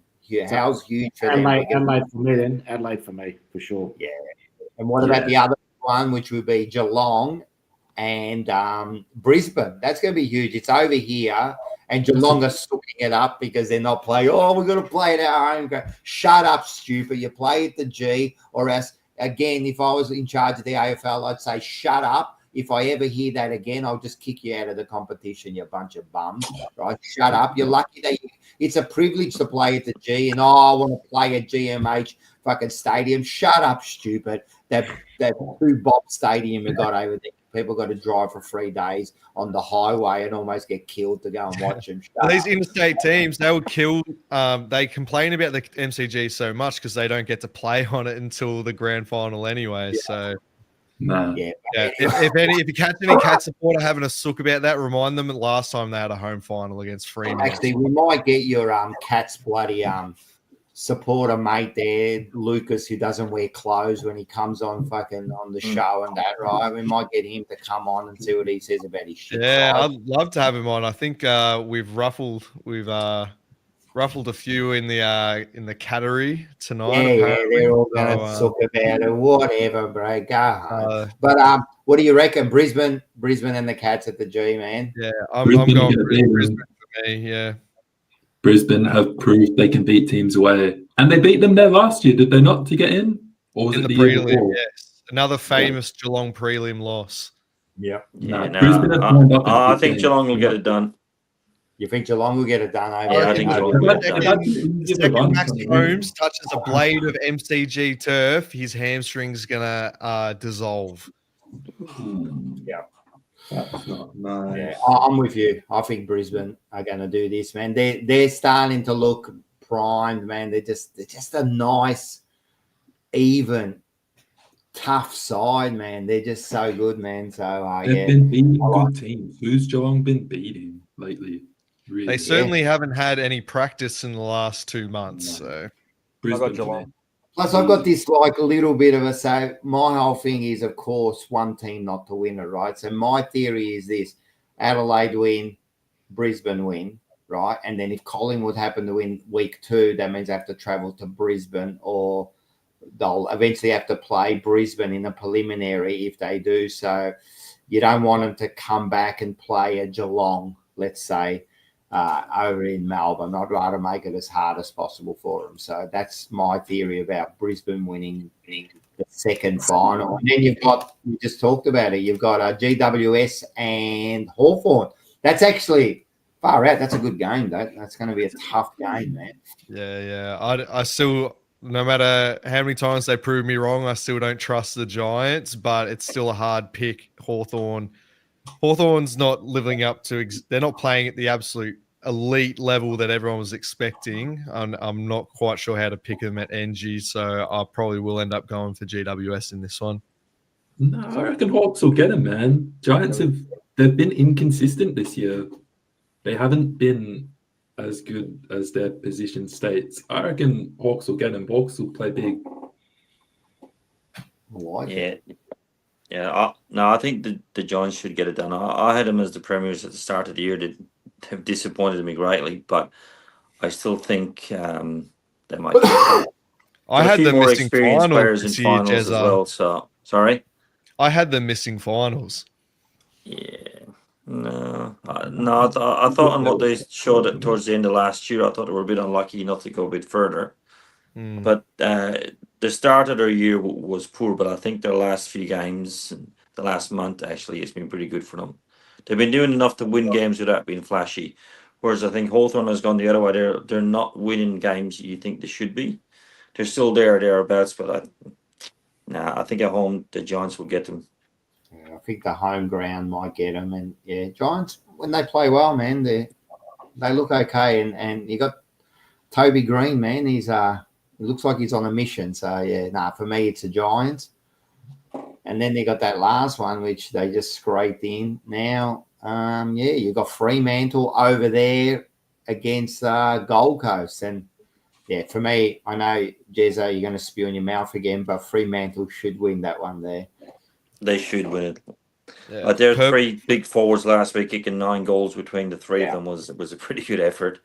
And they're going to be primed for this. They're not going to get caught like they did with Brisbane a couple of weeks ago. I think they've learned from that and realised we need to start really, really well. And we need to make sure we play a full game of footy. Yeah. Yeah. Mark, what do you reckon? Yeah, no, I predicted Freo to make the grand final this year, so that'll be a big effort from fucking 7. So if they do that. Oh, they got the home final, so they should beat Gold Coast. So if they get over the line, I think they'll be close to making the grand final. So I've predicted them make the grand final, and then anything can happen on the day. So yeah, Freo for me, mate. Bocek? I've got all the home teams, so Freo as well. Yeah.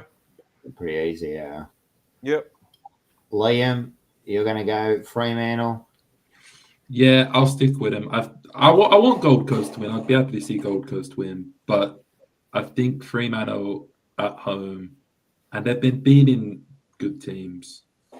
Yeah, they have, man, and they've been beating them away from home, which is surprising, So, Scotty, Finals. Sorry.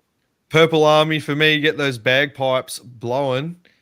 I don't see them losing this. It's just more disappointing in Gold Coast because they were so close to that top 4 finish without having never made finals. But they let themselves down, and unless they have the absolute fight for their lives, they definitely don't travel as well as any of the other teams in the 8.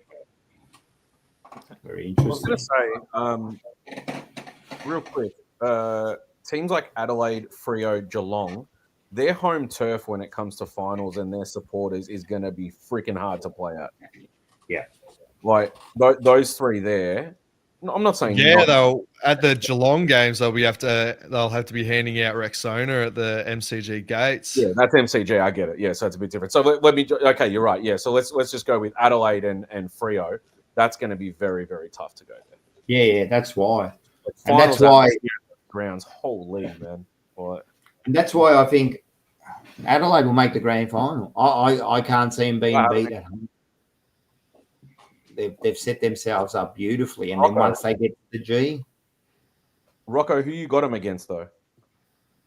Yeah, that's the thing. I think Brisbane. I think it's going to be Brisbane. They're gonna get the 2 home finals, right? Brisbane will win, and then it'll be Brisbane and Adelaide. That's going to be my pick for this year.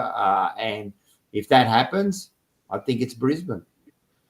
I've got Adelaide and Geelong.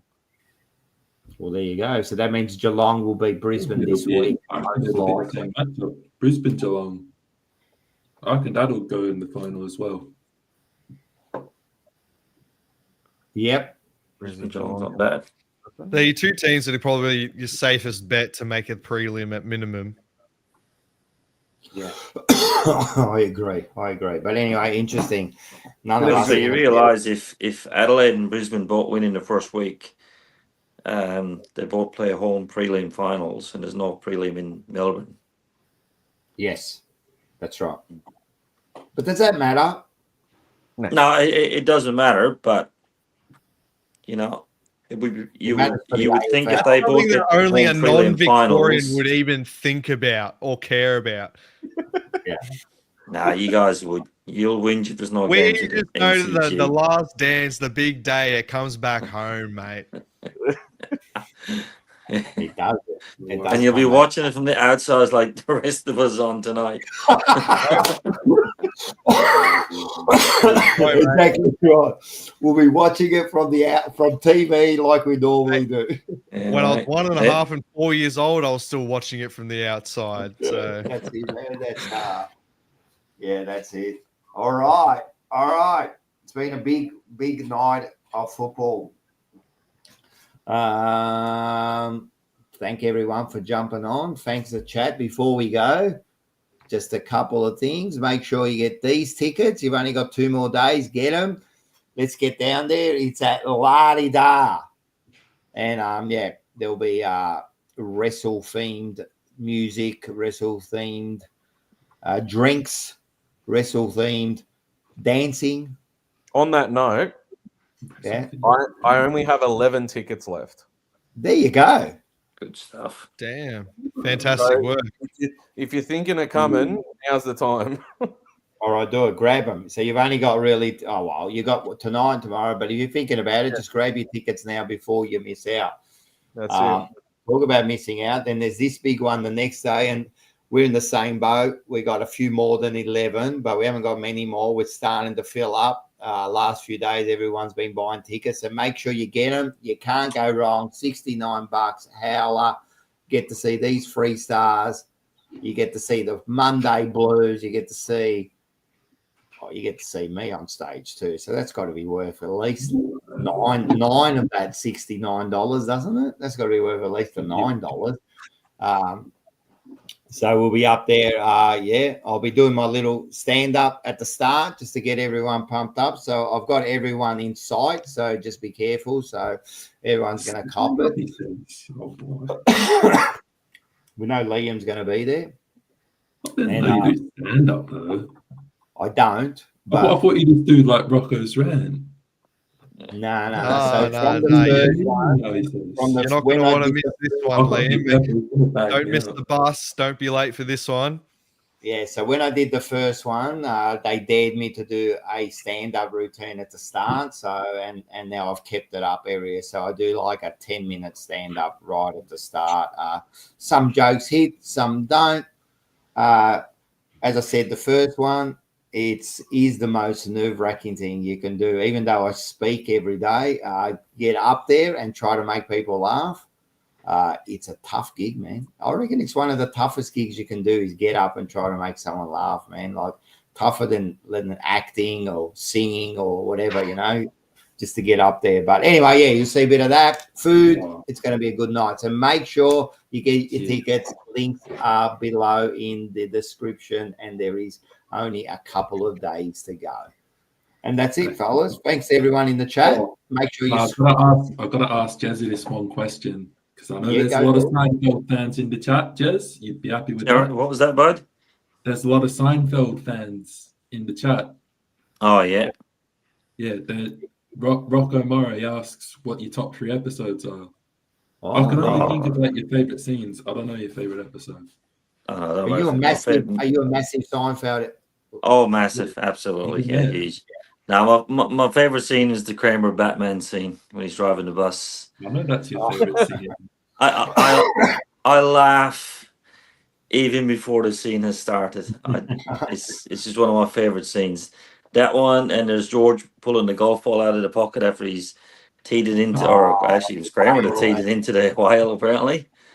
Yeah. And what's another good one? there's too many to mention. How could you? Yeah, there is too many. They'd certainly be my top two. But yeah, actually, that one with George and the golf ball, that was actually voted as being the top scene. I was a bit upset. I thought the Kramer one was better. So, Who's your favourite character? Kramer was. Is he? Yeah, Really? yeah. For me, Just George. him and George. Yeah, George is like he's the best, man. He just grew into like a star on that show, man. He was just my favorite part about George is it happened over a few months or whatever, like there was a whole heap of hope. But when he got engaged, right? When he got engaged and Jerry and the amount of times you tried to get out of it. yeah. But when Jerry because they made a pact. We made a pact, Jerry. We made a pact, and he went back on him. And George was, man, that was one of the funniest fucking scenes, man. Funniest. So George is just what about the shrinkage one? When they're on holidays. Yes, the shrinkage. I was in the pool. It shrinks, and then he's going to Adelaide. It shrinks, and Adelaide's going, it shrinks? Yes, it shrinks. And he feeds her lobster. Yeah. The lobster one, the ones that Kramer stole. Yeah. Anything. I could get through my daily life just referencing things from Seinfeld because 100%. A great show. I still watch them. People think I'm crazy. How many times you watch them? I'm like, yeah, but no, I like this bit. Seinfeld is you can just watch any episode at any time. It'll just come up and you can sit down and watch it, and you'll pick something new, Absolutely. It's just one of the great bloody shows. And you know what? They also stopped at the right time, I think, they didn't keep on going. It was 9 years. I think they offered Jerry for like $100 million to do another season, and he said no. I mean now everyone's got the Vandalay Industries. Remember that? Like that's got to be one of the Industries. Yeah. I don't know. Van Nostrand. What else did you have? The Suit Nazi, the Bubble Boy.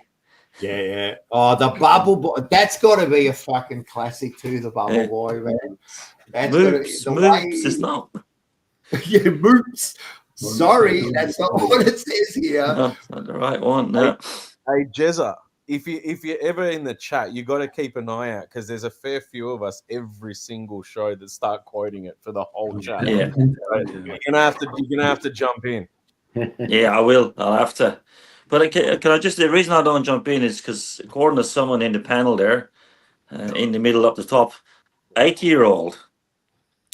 No. Drive by earlier on in the show, mate. I heard. No, it's because you've taken on this name Jezza, and there's only one Jezza, and it's not you. Don't worry. I didn't know. I was just sorry. You can go ahead. I've got the grey hair. Probably older than you guys, but can I just say I'm not sitting there in a pair of overalls, dungarees like kids' pajamas. Yeah. What's going on with that, mate? Ready for bed. Look at them. Genuine Lonsdale tracksuit. I was showing any of my Lebanese friends in the chat what a real tracksuit looks like, and that's it.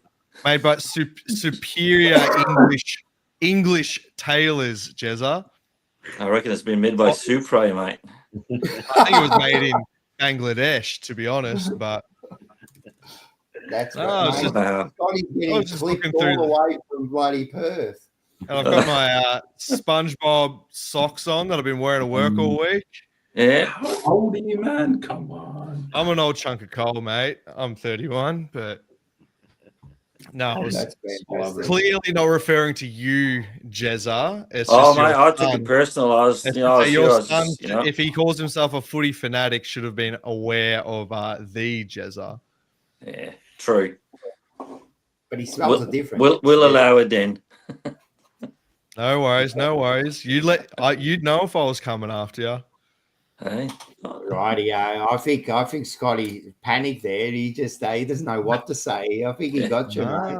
No. Yeah. I think he's done. Yeah. All right. All right. Thanks, guys. Thanks, Mark. If you want to Both talk snack, definitely. Jezza, find me Saturday night at TJP Live 4 at Howler, Brunswick. Link is in the description. Get your tickets now while they last, everybody. I'll see you Saturday night. See you, lads. Have a good week. Yes, Let's have a boys. good one. Bye. Liam, Scotty, Rocco. Love you, Mark. Good. See you guys. See you guys. Boys. Get it on. Night. Get it Cheers, on. lads.